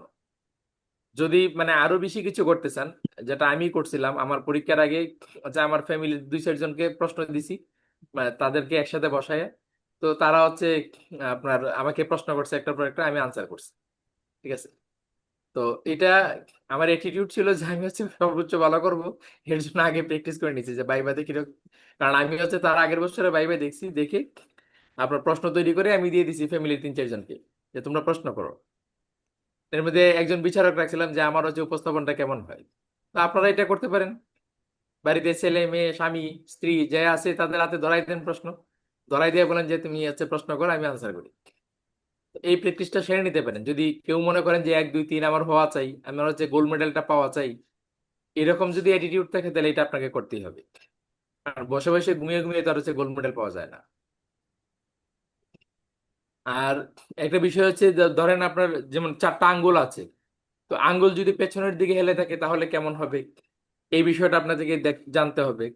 আবার হচ্ছে ধরেন প্রধান যে বিষয় থাকে, যেমন 3টি আঙ্গুল হচ্ছে অনামিকা মধ্যমা আর হচ্ছে তর্জনী, এই 3 আঙ্গুলের মধ্যে হচ্ছে যেমন মধ্যম আঙ্গুলটা সবার হাতেই বড় থাকে, কিন্তু যদি কোনো ব্যক্তির হাতে মধ্যম আঙ্গুলটা ছোট হয়ে যায় তাহলে তার মানে নেচারটা কেমন হবে, তার প্রকৃতিটা কেমন হবে, এই একটা বড় প্রশ্ন হতে পারে। আবার কারো হাতে হচ্ছে তর্জনী আঙ্গুল যেটা নেতৃত্ব কর্তৃত্ব প্রতিষ্ঠা দেয়, সেটা যদি সবচেয়ে বড় হয়ে যায় তখন সে কিরকম নেতা হতে পারে, তার যে নেতৃত্ব তার যে কর্তৃত্বটা সেটা কেমন হতে পারে, সেটা কি আপনার হচ্ছে পজিটিভ হবে নাকি আপনার হচ্ছে অন্যের জন্য পীড়াদায়ক হবে। ঠিক আছে, তো আবার হচ্ছে এই অবস্থায় যদি তিল বিন্দু ক্রস থাকে আঙ্গুলে, তখন তখন কি হবে? ঠিক আছে, ধরেন বৃহস্পতির আঙ্গুল যদি শনির দিকে বাঁকা থাকে, তাহলে কি হতে পারে, এই প্রশ্নটা আসতে পারে। বৃহস্পতির আঙ্গুল এবং হচ্ছে শনির আঙ্গুল যে মাঝখানে ফাঁকা, এই ফাঁকাটা যদি থাকে তাহলে কেমন হবে? আর ফাঁকা যদি 25 বছরে থাকে তাহলে কেমন হবে? ফাঁকা যদি আপনার 25 থেকে 50-এর মধ্যে থাকে তাহলে কেমন হবে? আর ফাঁকা যদি 50 থেকে 75-এর মধ্যে থাকে তাহলে কেমন হবে? এখন ওইটা কিভাবে নির্ধারণ করবেন যে কোন বয়সে ফাঁকা আছে? সেটা তো আপনার আঙ্গুল হচ্ছে এইভাবে ধরতে হবে, ধরে দেখতে হবে যে ফাঁকাটা আসলে কোন জায়গায় হচ্ছে। ফাঁকা কি এখানে হচ্ছে? এখানে হলে তো সেটা হচ্ছে 0 থেকে 25, এখান থেকে এই কর পর্যন্ত। এই কর থেকে এই জায়গায় যদি ফাঁকা হয় মানে তখন আপনার হচ্ছে 25 থেকে 50, সামনের অংশ হচ্ছে 50 থেকে 75। তো এই বিষয়গুলো ব্রেনে রাখতে হবে। আসে হাতে 12টি রাশি আছে, এখন বলা হলো যে মেষ রাশিতে আপনার হচ্ছে 3টা নক্ষত্র আছে, তো আপনার আঙ্গুলে এই 3টা নক্ষত্র কোথায় আপনি দেখাই দেন। ঠিক আছে, তাহলে আপনার হচ্ছে ধরেন মেষ রাশি, আমরা এই জায়গাটাকে দেখি, তাহলে 3টা নক্ষত্র বললে উপরের দিকে হচ্ছে অশ্বিনী নক্ষত্র, মাঝের দিকটা হচ্ছে আপনার ভরণী নক্ষত্র, আর নিচেরটা কৃত্তিকা নক্ষত্র। এখন কৃত্তিকা নক্ষত্রের অবস্থান মাত্র 3 ডিগ্রি 20 মিনিট, তাহলে আপনি যদি দাগ দিয়ে অঙ্কন করেন তাহলে সেক্ষেত্রে আপনার ধারণা দাগ মানে একটু ইয়ে করতে হবে যে দাগটা যে আমি দেবো যদি খাতায় লিখেন, তাহলে ওই কৃত্তিকা নক্ষত্রের জন্য তো 3 ডিগ্রি 20 মিনিট, মানে তার জন্য স্থানটা কম হবে। ঠিক আছে, তো এই বিষয়টা আপনার ব্রেনে রাখতে হবে। আবার হচ্ছে যদি অনামিকা আঙ্গুলটা বড় হয়, সবার চেয়ে বড় হয়, তাহলে ব্যক্তি কেমন হবে? বা অনামিকা আঙ্গুল এবং হচ্ছে তর্জনী আঙ্গুল, এই দুইটার মধ্যে যদি সমতা থাকে তাহলে কেমন হবে? আবার আপনার 90 ডিগ্রি অ্যাঙ্গেলে ধরেন আঙ্গুলটাকে, আপনার হাতটাকে এইভাবে ধরলেন। আচ্ছা স্যার, আমি একটু যুক্ত করে দিই। এই আঙ্গুলের ফাঁকার ক্ষেত্রে কখনো নিচের পর্ব মানে মধ্যমা এবং অনামিক ওই তর্জনী এর নিচের পর্বের উপরে যদি ফাঁকা থাকে, সেক্ষেত্রে ধরে নেবেন যে ওই ব্যক্তির আঙ্গুলে ত্রুটি আছে। হ্যাঁ কোনো আঙ্গুলের এই নিচের পর্বের উপরের অংশে যদি ফাঁকা থাকে, তখন ধরে নেবেন ওনার আঙ্গুলে ত্রুটি।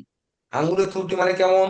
ধরেন আঙ্গুলটি মচকে গেছে, অথবা আঙ্গুলটি আহ ওই আহ, আহ, মানে যখন জন্মগ্রহণ করেছেন ছোটবেলায় চাপ লেগেছে, বা ধরেন কোনোভাবে আঙ্গুলটি বেঁকে গেছে, সেই কারণে ফাঁকা। কিন্তু ফাঁকাটি সাধারণত পামিস্ট্রিতে যেটি বলা হয়, সেটি কিন্তু এই যে এই অংশের মধ্যে ফাঁকা থাকতে হবে, মানে এই করের নিচেই ফাঁকা থাকতে হবে। স্যার মানে হ্যাঁ স্যার, নিচের অংশে থাকতে হবে ফাঁকা স্যার, এটি। অবশ্যই হাতের এই তালু থেকে এই প্রথম করের নিচের অংশের ফাঁকাটুকু বিশেষ করে পামিস্ট্রিতে আঙ্গুলের ফাঁকা বলে গণ্য হবে। এর উপরে থাকা মানে, এর উপরে যদি ফাঁকা চলে যায়, তাহলে যদি কিভাবে ফাঁকা করে দেখাবো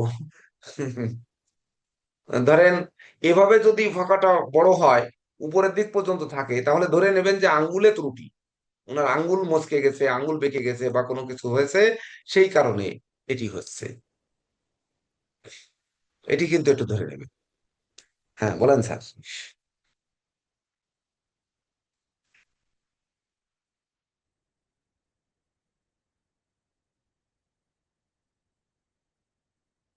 স্যারের নেট দুর্বল নাকি? হ্যাঁ স্যার। হুম, বলেন স্যার বলেন। আহ, স্যার যেটা বলছেন এটাই আপনার হচ্ছে মানে মূলত যে ফাঁকাটাকে কেন্দ্র করে আমাদের হচ্ছে নেগেটিভ পজিটিভ বিচার করা হয়, সেটা হচ্ছে ওই নিচের অংশে যে ফাঁকা। কিন্তু উপরের অংশে যে ফাঁকা সেখানে হচ্ছে আঙ্গুলের বক্রত্ব প্রমাণ হয় যে আঙ্গুলটা বেঁকে আছে। তো বেঁকে থাকারও একটা রেজাল্ট আছে। তো আপনার হচ্ছে যখন আপনার লিখবেন তখন হচ্ছে ওই এইগুলাকে উল্লেখ করে দিবেন আর কি। আবার হচ্ছে যেমন ধরেন 90 ডিগ্রি অ্যাঙ্গেলে যদি আপনার আঙ্গুলকে আপনার দাঁড় করান, তাহলে আপনার হচ্ছে বুঝতে পারবেন যে শনির আঙ্গুল কি বলে রবির আঙ্গুল বড় নাকি বৃহস্পতির আঙ্গুলটা বড় আছে। তো যদি 90 ডিগ্রি অ্যাঙ্গেলে বাঁকানোর পরে আপনার হচ্ছে রবির আঙ্গুলটা বড় থাকে, তাহলে সে কিন্তু ডে বাই ডে তার যশ সম্মান বৃদ্ধি পায়। ঠিক আছে, এটা হচ্ছে গুরুজির প্রেডিকশন। গুরুজি হয়তো কোনো একজন স্টুডেন্টকে উনি ক্লাসে একবার প্রেডিকশন করে দিয়েছিলেন। তো আমার মনে হয় যে এই প্রেডিকশনটা ধীরে ধীরে ফলে যাচ্ছে। তো এই বিষয়গুলা আপনাদের মনে রাখতে হবে। আবার হচ্ছে ধরেন বৃদ্ধাঙ্গুলি আর হচ্ছে এই যে তর্জনী আঙ্গুলি, ঠিক আছে, and এটার হচ্ছে দূরত্বটা কারো কম থাকে কারো বেশি থাকে। And এই দূরত্ব আপনার হচ্ছে কম আছে না বেশি আছে আপনার হাতে, এটাতে একটা বিশাল একটা ব্যাপার কিন্তু হয়। আপনার হচ্ছে আপনাদের ক্লাসে সেটা আলোচনা হয়েছে কিনা জানি না আমি। আমি হচ্ছে স্যার এই বিষয়টা একটু আলোচনা করুন স্যার, কিভাবে বুঝবো যে দূরত্ব বেশি এটা কম? এটা এটা গুরুজিকে সবাই অনুরোধ করুন, গুরুজি এটা ব্যাখ্যা করলে খুব সুন্দর ব্যাখ্যা হবে। বৃদ্ধাঙ্গুলিটা হচ্ছে কারো কাছে, কারো হচ্ছে দূরে, কারো বৃদ্ধাঙ্গুলি হচ্ছে তর্জনী আঙ্গুলের প্রথম কোণের সাথে অ্যাটাচড হয়ে আছে, কারো হচ্ছে নিচে আছে। এই বিষয়টা গুরুজি ব্যাখ্যা করলে খুবই ভালো হবে। সবাই একটু আগে যার যার হাতে দেখুন, তাহলে বুঝবেন। যার যার হাতে দেখুন, হ্যাঁ স্যার। আঙ্গুল সোজা করলে দেখেন এই প্রথম পর্ব অতিক্রম করে গেছে, প্রথম পর্ব আমার বৃদ্ধাঙ্গুলি অতিক্রম করে গেছে। এভাবে ধরলে হবে না কিন্তু, হাতটি একেবারে এই যে সোজা, হাতের তালু সোজা করার পরে প্রথম পর্ব অতিক্রম করে গেছে। এগুলো দেখানোর জন্য আমরা নতুন কারিকুলাম এনেছি। সেই কারিকুলামে আপনারা এভাবে দেখানো যাবে। যদিও স্যার এমন প্রশ্ন করে দিলেন, তো এই যে, এই দেখেন, এই কর বরাবর করের থেকে আঙ্গুলটি উপরে আছে, সবার কিন্তু নেই। না স্যার, স্যার ওরকম নেই, নিচে আছে স্যার। এরকম নিচে না স্যার। সবার নিচে নেই। স্যার সবার। আবার ধরুন, আপনাদের যেমন ক্লাসে বলা হয়েছে যে এই হাতটি এই সোজা আছে, যেমন এই যে আঙ্গুল লিখে দেওয়া হলো, ইন্ডেক্স ফিঙ্গার বড়, মিডিল ফিঙ্গার তার থেকে ছোট, রিং ফিঙ্গার তার থেকে ছোট, লিটল ফিঙ্গার তার থেকে ছোট, এগুলো পায়ের আঙ্গুলে বেশিরভাগ থাকে, হাতের আঙ্গুলেও কিন্তু অনেক সময় থাকে। আবার এটাকে যখন 90 ডিগ্রি অ্যাঙ্গেল করা হয়, এটি আপনাদের ক্লাসে আলোচনা করা হয়েছে। দেখেন 90 ডিগ্রি অ্যাঙ্গেল করলে, আপনারা সবাই করে দেখুন, আমার কিন্তু এই অনামিক আঙ্গুলটা বড় হয়। দেখেন, আমার নেতৃত্ব টেকে না, মানে এই বৃহস্পতির আঙ্গুল ছোট হয়ে যায়, যার জন্য আমার নেতৃত্ব টেকে না। আপনারা জানেন যে, বা শুনেছেন, এক সময় বাংলাদেশ অ্যাস্ট্রোলজার সোসাইটিতেও আমি নেতৃত্ব, যদি কোনো রাজনৈতিক নেতৃত্ব আমি দেইনি, সেখানে কিন্তু আমি খুলনা বিভাগীয় শাখার 3 টার্ম নেতৃত্ব দিয়েছি, সেটি টেকেনি, আমাকে বহিষ্কার করেছে। তার মানে আমার নেতৃত্ব মানেনি। আচ্ছা, দ্বিতীয় কথা হচ্ছে, Bangladesh national academy of astrology বা বাংলাদেশ ন্যাশনাল অ্যাস্ট্রোলজার সোসাইটি কেন্দ্রীয় কমিটির আমি সেক্রেটারি জেনারেল ছিলাম। তো এখনো আছি কি নেই আমি জানি না, তবে সেখান থেকেও কিন্তু আমি এই যে বিতাড়িত হয়েছি। তার মানে কি, আমার নেতৃত্ব মানেনি, টেকেনি। আবার আমার প্ল্যানেটে রবি নিচস্থ, রবির আঙ্গুলটি ভাঁজ করলে কিন্তু উপরে উঠে যায়। তো নিচস্থ রবি রাহু যুক্ত থাকার কারণে, এমনকি রাহু তাড়ায় ওকে উঠায় দিচ্ছে যে যাও, তোমাকে, এক হচ্ছে রাহু গ্রাস করবে, মানে ধরেন আপনি যেমন সুদীপ্ত সাহার অনেক টাকা পয়সা আছে, বড় চাকরি করে, আমি ওনার সাথে বন্ধুত্ব করলাম। বন্ধুত্ব করে আমি কি করলাম, সুদীপ্ত বাবু আজকে অমুক জায়গায় খাওয়াতে হবে, চাইনিজ খাওয়ান। কালকে হচ্ছে ধরেন ওই স্টার কাবাবে খাওয়ান। সুদীপ্ত বাবু চিন্তা করবে, স্যার একটু খেতে চাচ্ছে, তা এমন আর কি। 2-3 দিন খেতে খেতে ভালো বন্ধুত্ব করে শেষে বললাম যে, সুদীপ্ত বাবু আছে, আমাকে যদি একটু কিছু আর্থিক সহযোগিতা করতেন। সেটিও করলো। এই করতে করতে 2-3 দিন করতে করতে দেখা গেল বড় অঙ্কের করে বসলো। আমি নিয়ে নিলাম, অর্থাৎ আমি রাহু, আমার 31 নাম্বার বাড়ি, 68/8 লোয়ার যশোর রোড, এটাও কিন্তু ওই সেই রাহুর ইয়ে। তাছাড়া ঢাকা চেম্বারও কিন্তু রাহুর চেম্বার, অর্থাৎ আমি সুদীপ্ত বাবুকে খেয়ে ফেলেছি কিন্তু, শেষ। আবার এমন হতে পারে যে আমি সুদীপ্ত বাবুকে ওই না খেয়ে আমি বলবো, যা, আমার কোলের ভিতর আসছে, তারপরও আমি খাবো না, তো যাও, তুমি চলে যাও। যেমন খানজাহান আলী দিঘিতে দেখবেন অনেকে মুরগি মানত করে, ছাগল মানত করে, কিন্তু সেটি কুমিরের সামনে দেওয়া হয়, কুমির খায় না। আবার ওইটা ফিরে আসে, ওইটা হচ্ছে যারা ওই কুমির ডাকে ওই জায়গার যারা ওঝাবদ্ধ বা যারা ইয়েরা আছে, ওকে কি বলে, তান্ত্রিক যারা আছে, তারা নিয়ে খেয়ে ফেলে, বলে কুমির খায়নি, অর্থাৎ এটা উনরা খাবে। তো বেশ ভালো। তো এইরকম কুমির যদি বলে যে আমি খাবো না, মানে আমি কুমির ধরি না, আমি বললাম যে সুদীপ্ত বাবুকে আমি খাবো না, তাহলে সুদীপ্ত বাবুকে কি ঠেলে দূরে ঠেলে দেবো। তা এইবার আমার নিঃস্ব গৃহে রবি, আমি যদি, রাহু যদি আমাকে না খেয়ে যদি ঠেলে দেয়, তাহলে কি হবে, তুঙ্গস্থ ফল দেবে না। গতকালকে রাত্রেও কিন্তু আমি এই কথা বলেছি যে রবি আমার নিঃস্ব, রাহু যুক্ত, কিন্তু কথা হচ্ছে সে তুঙ্গস্থর ফল দিয়েছে কিনা সেটি আপনারা অনুধাবন করবেন, আমি একটু আলোচনা করেছি। তো এটি কেন দেয়, কিভাবে দেয়, তার একটি ওই সাধারণ হলো কুমিরের ধরেন খাবার খেলো না। এমনকি ওই সুদীপ্ত বাবুকে ধরেন, আমি সুদীপ্ত বাবুরটা শুধু খেলাম, না খেয়ে এমন হতে পারে না যে সুদীপ্ত বাবুকে আমি একটা জিনিস দিলাম যে সুদীপ্ত বাবু আরো বড় হন, যান। তো এটি হতে পারে না।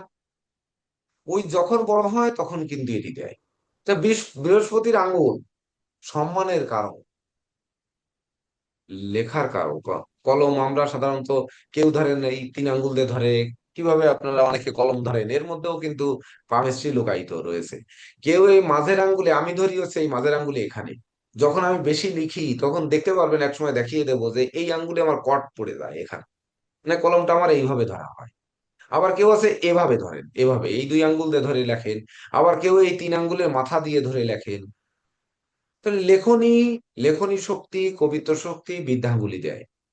তাহলে লেখনী শক্তি, কবিত্ব শক্তি, সম্মান শক্তি, এমনকি সম্মান দেখানো, সম্মান দেখালে সম্মান পাওয়া যায়। তাহলে যে দেখায় সে বৃদ্ধাঙ্গুলি দিয়ে দেখায়। যদিও আমরা সম্মান নমস্কার দিয়ে দেখাই, বা ধরেন এভাবে দেখাই, টাটা দিয়ে দেখাই, বা ধরেন আমরা স্যালুট দিয়ে দেখাই প্রশাসনিক ভাবে, এটা সংবিধান, যেটি দেখাই সংবিধান। কিন্তু মনের থেকে আমরা সনাতন ধর্মাবলম্বীরা নমস্কার দেই, ইসলাম ধর্মাবলম্বীরা আদাব দেই, তাছাড়া ধরেন বা আসসালামু আলাইকুম বলি, ওয়ালাইকুম আসসালাম বলেন, এই এই যে জিনিসগুলো বলেন। তো পশ্চিমা বিশ্ব এ দেখায়।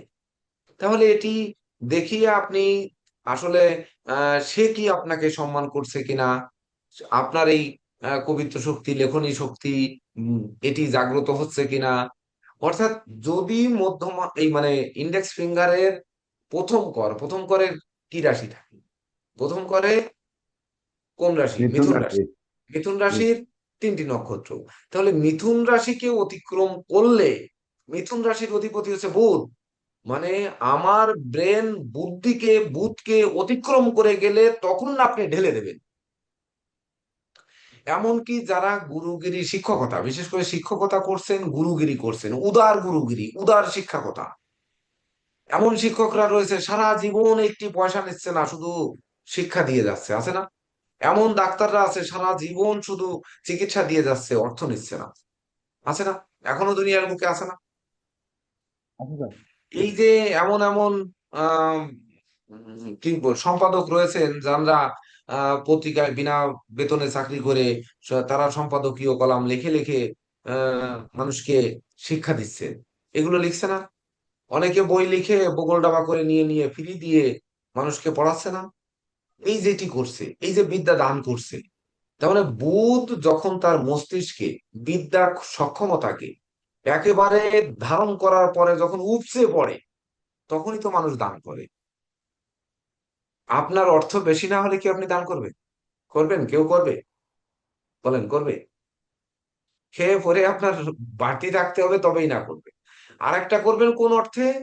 পরপারের জন্য। মানুষ বলবেন যে জীবে দয়া করে যেই জন সেই জন সে বিশেষর, জীবে দয়া নামে রুচি বৈষ্ণব সেবন, ইহা হতে ধর্ম আর নাহি সনাতন।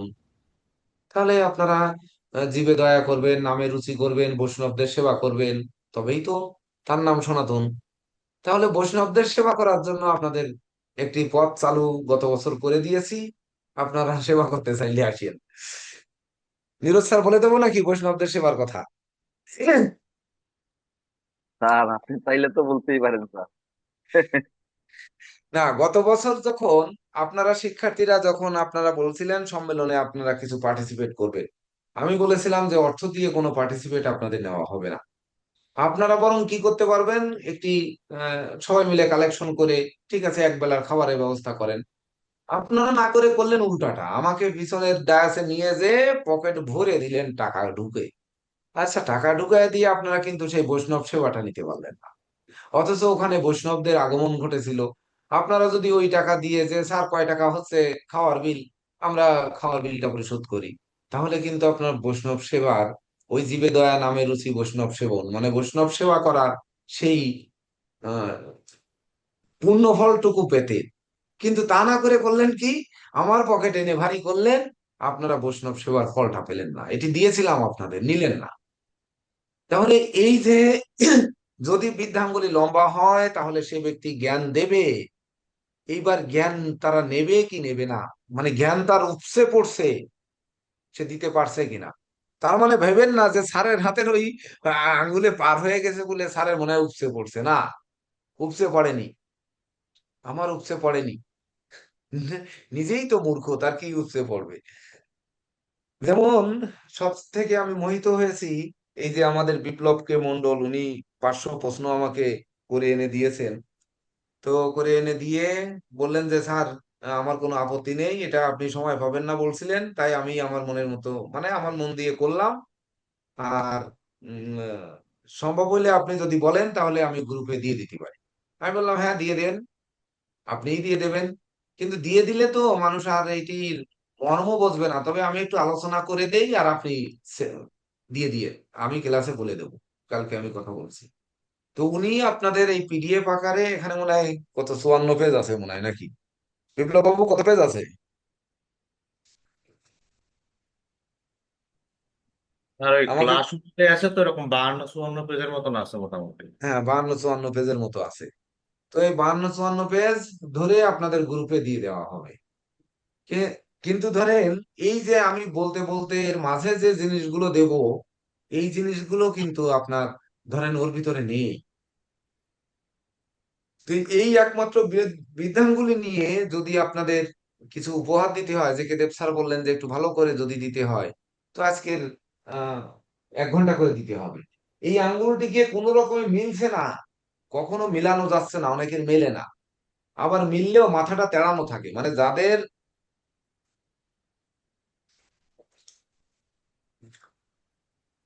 যাদের বৃদ্ধাঙ্গুলি এই উল্টো দিকে বাঁকানো থাকে, যদি কারো থেকে থাকে যে এইভাবে নুয়ে আছে, তাদের আঙ্গুলটা কিন্তু মিলবে না, দেখবেন মাথাটা এদিকে থাকবে। যেমন আমারও হালকা আছে, এই যে হালকা আছে, কিন্তু এই এই যে এই অংশ দেখেন হালকা আছে, তখন দেখবেন ওই আঙ্গুলটি কিন্তু ঘুরে যায়, আঙ্গুলের নখটি কিন্তু ঘুরে যায়।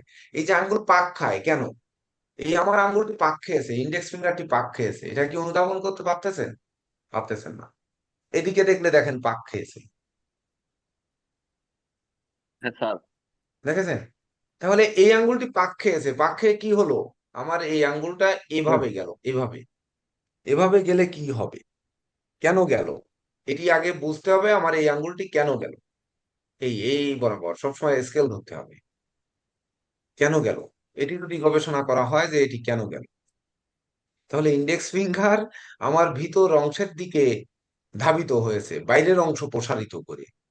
তাহলে বাইরের অংশ প্রসারিত করে যদি ভিতরের দিকে প্রবেশ করে, এটিকে আহ ছবিতে কিভাবে দেখানো সম্ভব, কিভাবে ছবিতে দেখাবো, এ তো হবে না ছবিতে দেখানো।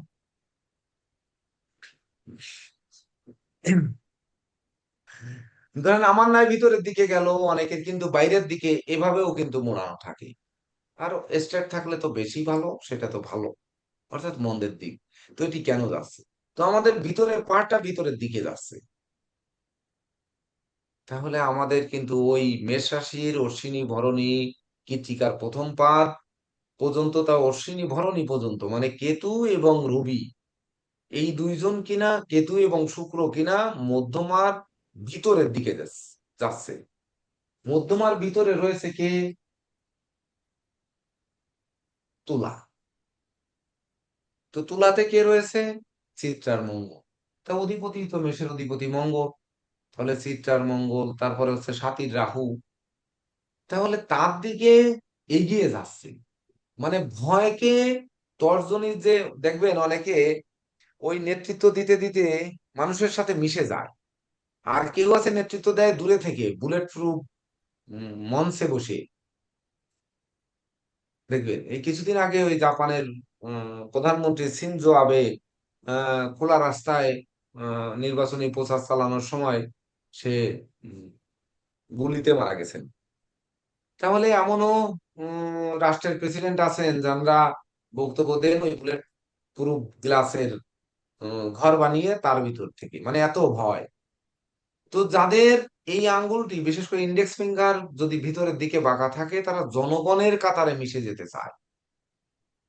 এখন আপনারা আমাকে নিচ্ছেন না সেটা আলাদা ব্যাপার, আমি কিন্তু আপনাদের সাথে মিশে যেতে চাই। আমি চাই যে আমি আপনাদের প্রিয় ব্যক্তি হতে, আপনাদের খুব কাছের মানুষ হতে, কিন্তু আপনারা গ্রহণ করছেন কি করছেন না সেটি আমার গ্রহগত ব্যাপার নির্দেশ করে। কিন্তু যার সঙ্গে আমি যে কয়দিন যতটুকু সময় দেওয়ার চেষ্টা করেছি, সেটুকু কিন্তু মন থেকে দেওয়ার চেষ্টা করেছি। এটি কি, এটি এইভাবেই বিচার করতে হবে। অর্থাৎ পামিস্ট্রি বিচার করা, পামিস্ট্রি অনেক কঠিন। এই হাতের ভিতর কত না রহস্য রয়েছে, এটি বলে শেষ করা যাবে না। হুম।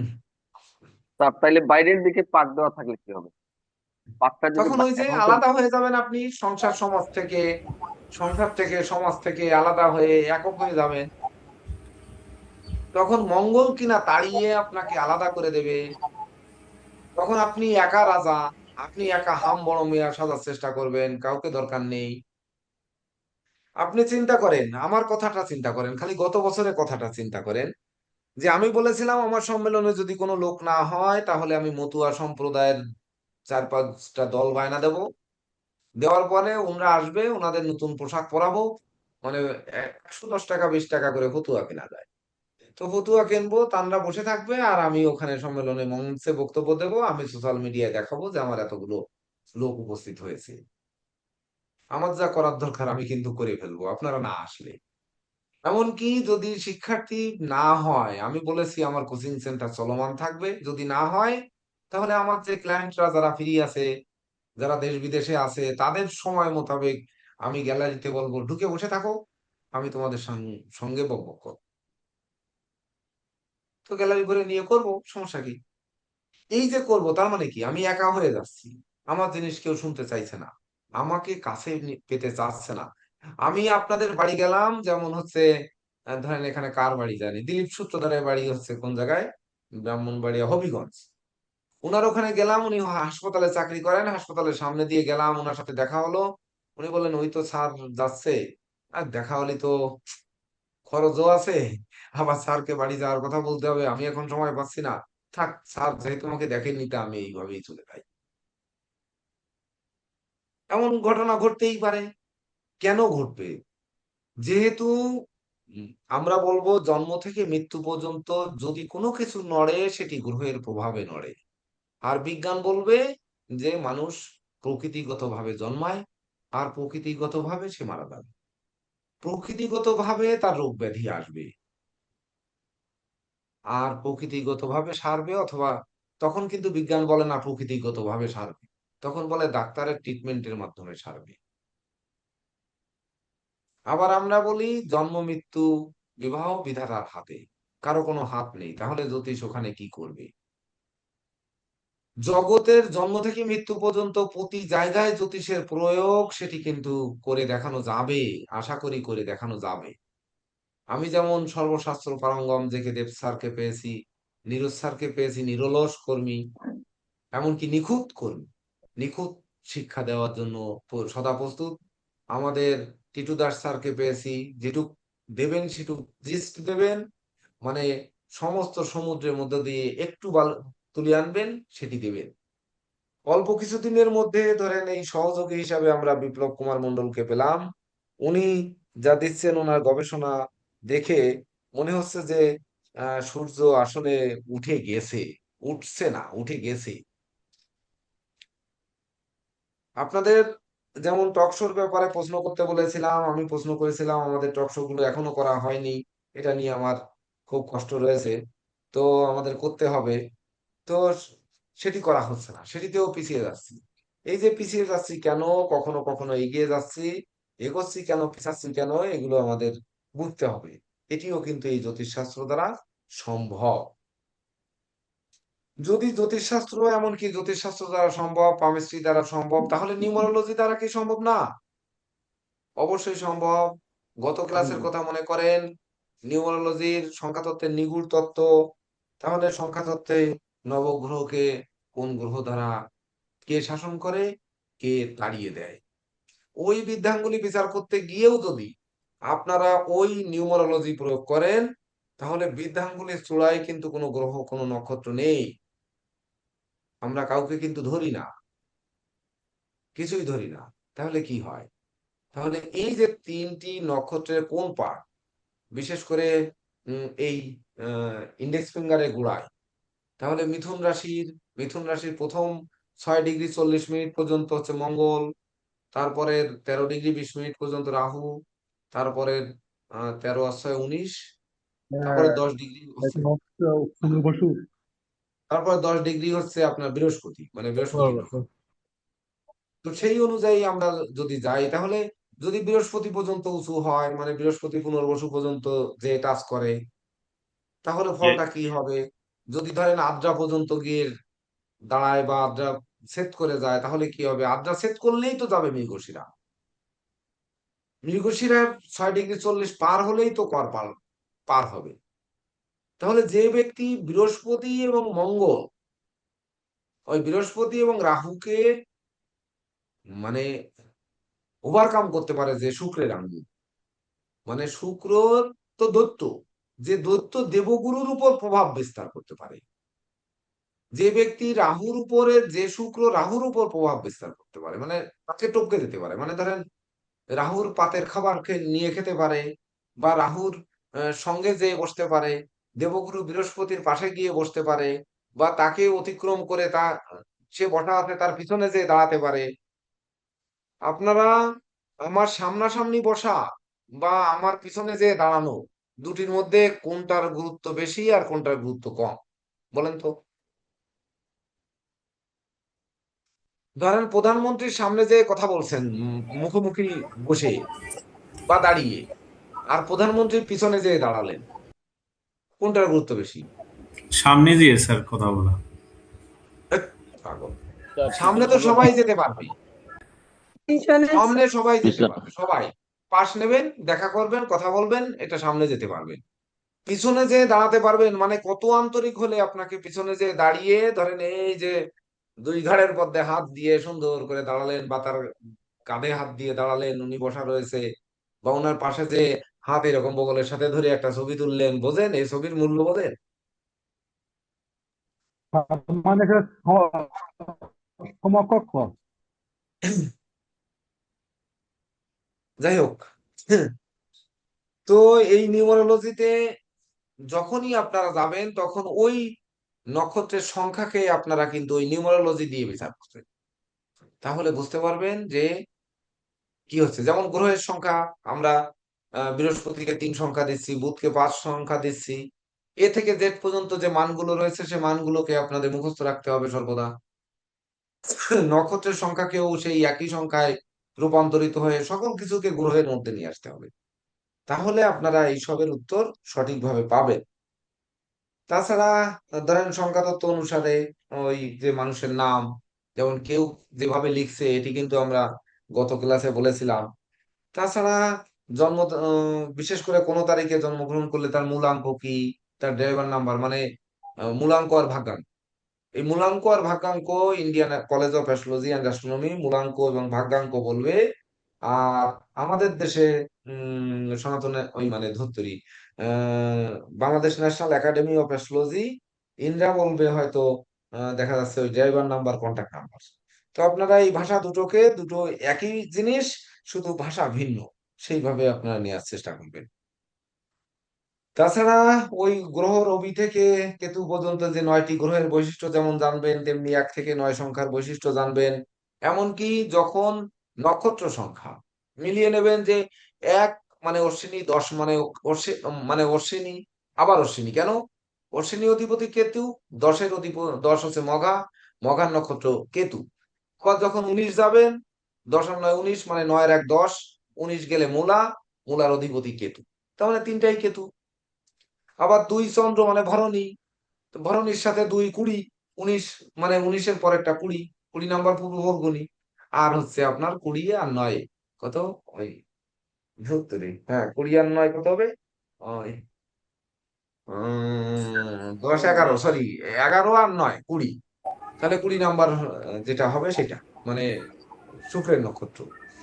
এই অনুযায়ী মনে রাখবেন, তাহলে দেখবেন মনে রাখতে সুবিধা হবে। তাছাড়া আমাদের সুকান্ত বাবু তো একটা মনে রাখার কি যেন চমকপ্রদ জাদু উনি স্থাপন করেছেন, ওটি একটু দিয়ে দিয়েন, যে এই নক্ষত্র মুখস্থ করার জন্য এখন যার কাছে যা আছে, মানে যা আছে ভান্ডারে, পরীক্ষার আগে যাতে একটু চর্চা করতে পারেন সেই অনুযায়ী আপনাদের ভান্ডারটা একটু গ্রুপে দিয়ে দেন, সবাই পাক। এটা হচ্ছে আমার প্রার্থনা, বুঝলেন? সুকান্ত বাবু, আপনি নক্ষত্র মুখস্থ করার কি একটা সুন্দর কবিতা করেছিলেন। এমনকি আমাদের উচ্চতর ব্যাচের শিক্ষার্থীদের কার মনোবাক্যে প্রার্থনা করব ওনাদের উপর, যে যদি কোনো নোট, কোনো কারিকুলাম, কোনো সিস্টেম যদি থেকে থাকে, তাহলে সেটি আপনাদেরই তো ছোট ভাই বা আপনাদেরই বন্ধু বা যাই মনে করেন আপনাদের নিচের ব্যাচ, কিন্তু তাদেরকে জাগিয়ে তোলার জন্য যত রকমের নোট আছে আপনারা থাকলে দিয়ে দেবেন। এটা হচ্ছে আমার একেবারে করজোড়ে প্রার্থনা। বিদ্যা দান করলে কখনো কমে না, বুঝবেন? ধান চাল, গম আটা বা টাকা পয়সা দান করলে কমতে পারে, বিদ্যা দান করলে কমবে না, সেটি মাথায় রেখে। তাছাড়া বিশেষ করে সংখ্যার ওই মিত্র সংখ্যা, গ্রহের মিত্র সংখ্যা, সংখ্যার মিত্র সংখ্যায় একটি বা দুটি জায়গায় পার্থক্য আছে। সেই যে পার্থক্যটা মনে রাখবেন, সমসংখ্যা সবসময় শত্রুতা হবে। সেটি কিন্তু পূর্বপুরুষ, উত্তরপুরুষ, মানে মানে উত্তরাধিকার বা পরবর্তী এতে ক্ষেত্রে ছাড়া বাকি ক্ষেত্রে সমান রয়েছে। তাছাড়া বিশেষ করে যে জীবনের রং, রবির রং কি, চন্দ্রের রং কি, মঙ্গলের রং কি, বৃহস্পতির রং কি, শুক্রের রং কি, শনির রং কি, এগুলো রং, রাহুর রং কি, এগুলো বর্ণগুলোকে আপনারা অবশ্যই মাথায় রাখবেন। সংখ্যার যে মূল কারকতা, ওটা গ্রহেরই কারকতা, এটাও মাথায় রাখবেন। তাছাড়া জাতক আর জাতিকার ক্ষেত্রে কিছু ইতিবাচক বিষয় যখন বলতে যাবেন, আমরা আদ্যাশক্তি মহামায়া, এমনকি Indian college of astrology and অ্যাস্ট্রোনমির সুযোগ্য অধ্যক্ষা অধ্যক্ষা শ্রীমতী বিউটি চক্রবর্তী, উনি নিজে পরীক্ষা নেবেন। তো আমরা, আমাদের মাতাজিরাও রয়েছেন, আমাদের ভাষাগত ব্যাপারে যেন অবশ্যই আহ শ্রুতি মধুর থাকে এবং সেটি জগতের বুকে অনেকে দেখবে। যদিও আমি ভাবিনি যে আসলে এত লোকে দেখে। গতকালকে একটি সিস্টেম দেখলাম যে আমাদের জ্যোতিষ জগতে নতুন সূর্যোদয় হলো আজ, একটি পোস্ট দিয়েছিলাম, সেটি 17,000 লোকে দেখেছেন। তো 17,000 লোকে দেখেছেন, আমি অবাক হয়ে গেলাম যে 17,000 লোক কিভাবে দেখলেন। আমি নীরজ স্যারকে স্ক্রিনশট দিয়ে পাঠালাম, তো উনি বলছে হ্যাঁ, এই তো 17K ভিউ। তাহলে 17,000 লোক এই জিনিসটা দেখেছে। ওখানে তো কোনো এমন কোনো নায়ক নায়িকার ছবি নেই, কিছু নেই, শুধু লাল এর পরে একটি লাইন লেখা, এটি 17,000 লোক দেখেছে। ভাবা যায়? আমাদের সনাতন অ্যাস্ট্রোলজিক্যাল কোচিং সেন্টারে মাননীয় প্রেসিডেন্ট স্যারের যে একটি সোহানা আহমেদ একটি ওই করে দিয়েছিলেন, আমি ধন্যবাদ জ্ঞাপন করতে পারিনি ওনাকে। তো এত সুন্দর একটি আমি আমি আহ, আমি করেছি স্যার। ও আমি করেছি। আচ্ছা আচ্ছা। তো উনার ওনার পোস্টটি আমার এত ভালো লেগেছে, দেখা মাত্র আমি ওটি ডাউনলোড দিয়ে পোস্ট করে দিলাম। সেটি 11,000 জন দেখেছে গতকাল রাত পর্যন্ত। তো 11,000 লোকে দেখেছে, এটা কিন্তু যাতা কথা নয়, যেমন তেমন কথা নয়। নীরজ স্যারের কাছে স্ক্রিনশট আছে, প্রয়োজনে আপনারা চাইলে দেখে নিতে পারেন। তো তো সেই অনুযায়ী আমাদের দেখতে হবে। আমিও ভাবতে পারিনি আজ পর্যন্ত যে আসলে এত মানুষে দেখে। তো গতকালকে এটা চোখে পড়লো, তাই আলোচনা করেছিলাম। তো গ্রহের শত্রু মিত্র, সংখ্যার শত্রু মিত্র সব একইভাবে আপনারা বিচার বিশ্লেষণ করবেন। তাছাড়া কোন গ্রহের অধিপতি কোনটি, মূলাঙ্ক ভাগ্যাঙ্ক, এগুলো তো আলাদা আলাদা ভাবে করবেন। সংখ্যার কারকতা বললে সেভাবে বলবেন, যে সবসময় শুভ অশুভ দুটি দিক দেখে তারপরে বলার চেষ্টা করবেন। সংখ্যা তত্ত্ব, তারপরে যাই। এইবার ধরেন ওই যে যেটি বললাম, মেষ রাশির রং কি, মেষ আর বৃশ্চিকের অধিপতি দুজনই মঙ্গল। আমরা যেমন বলছি কর্কটের সাদা, এদিকে বৃষের সাদা, তুলার সাদা, মিথুনের সবুজ আর কন্যার সবুজ, সিংহের লাল বা মকরের নীল আর কুম্ভের নীল, মধ্যে পার্থক্য কি? মকরের নীল কিন্তু সরাসরি নীল, আর কুম্ভের নীল ব্লু নীল, মানে ভাঙা নীল। ওই যে সুদীপ্ত বাবুর কোটের রং, ওটা কুম্ভ। আর নীল যেটি, সেটি ওই আমাদের ম্যাডাম যারা আছেন, ওই সোনা ম্যাডাম যেহেতু ডিজাইনার, উনি ভালো বলতে পারবেন।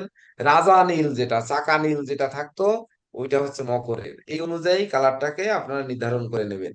ওটা হচ্ছে নেভি ব্লু আর কি, রাজা নীল যেটা নেভি ব্লু, আর সাধারণ নীল হচ্ছে রয়্যাল ব্লু। হ্যাঁ, হ্যাঁ রয়্যাল ওই ব্লু। তো, হ্যাঁ আপনারা ওই পুম্বেরটা অনুযায়ী করে হচ্ছে নেবেন। পুম্বেরটা হচ্ছে রয়্যাল ব্লু, আর মকর হচ্ছে নেভি ব্লু। কথা হচ্ছে রাজা নীল বলবেন, আর উম, ওই নীল ভেঙ্গে যত রকমের নীল হয় সেটা ইয়ে নীল বলা যায়।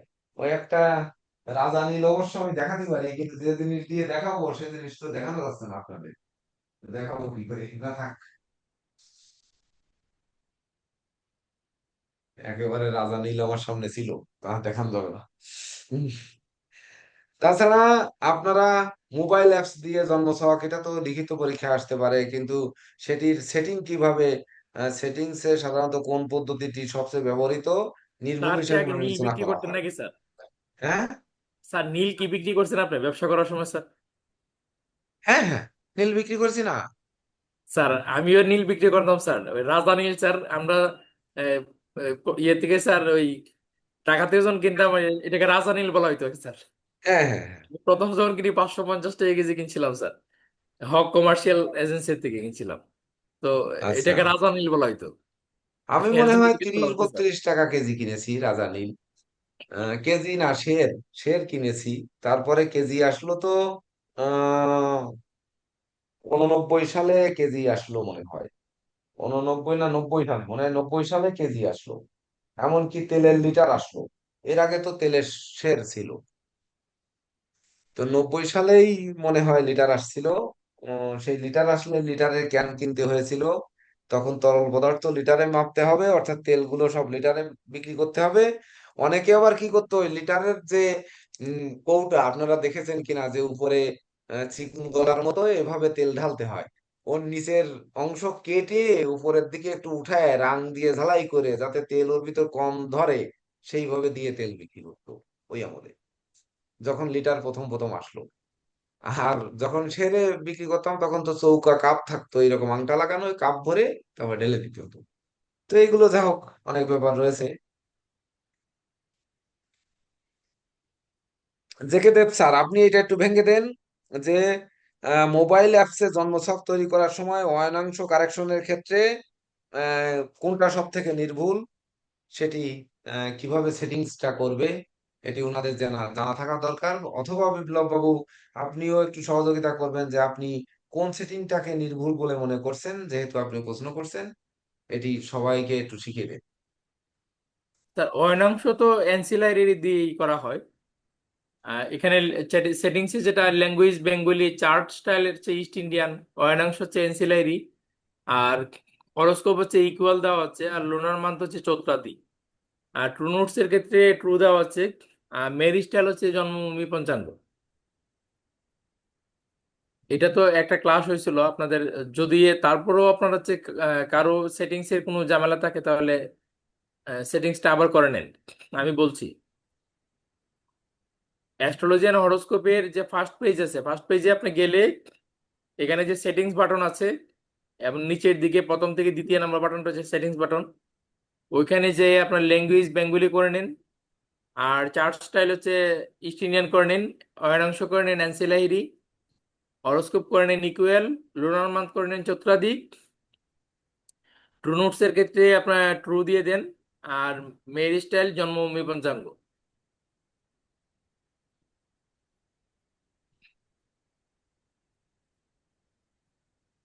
এবার আপনি যখন ব্যবহার করবেন তখন প্লিজ আপনার হচ্ছে প্লেসে টাচ করলে আপনার হচ্ছে এখানে ইয়া করবে, তখন ওই আপনার জেলার নাম লিখে আপনার হচ্ছে এডিট করে নেবেন আর কি।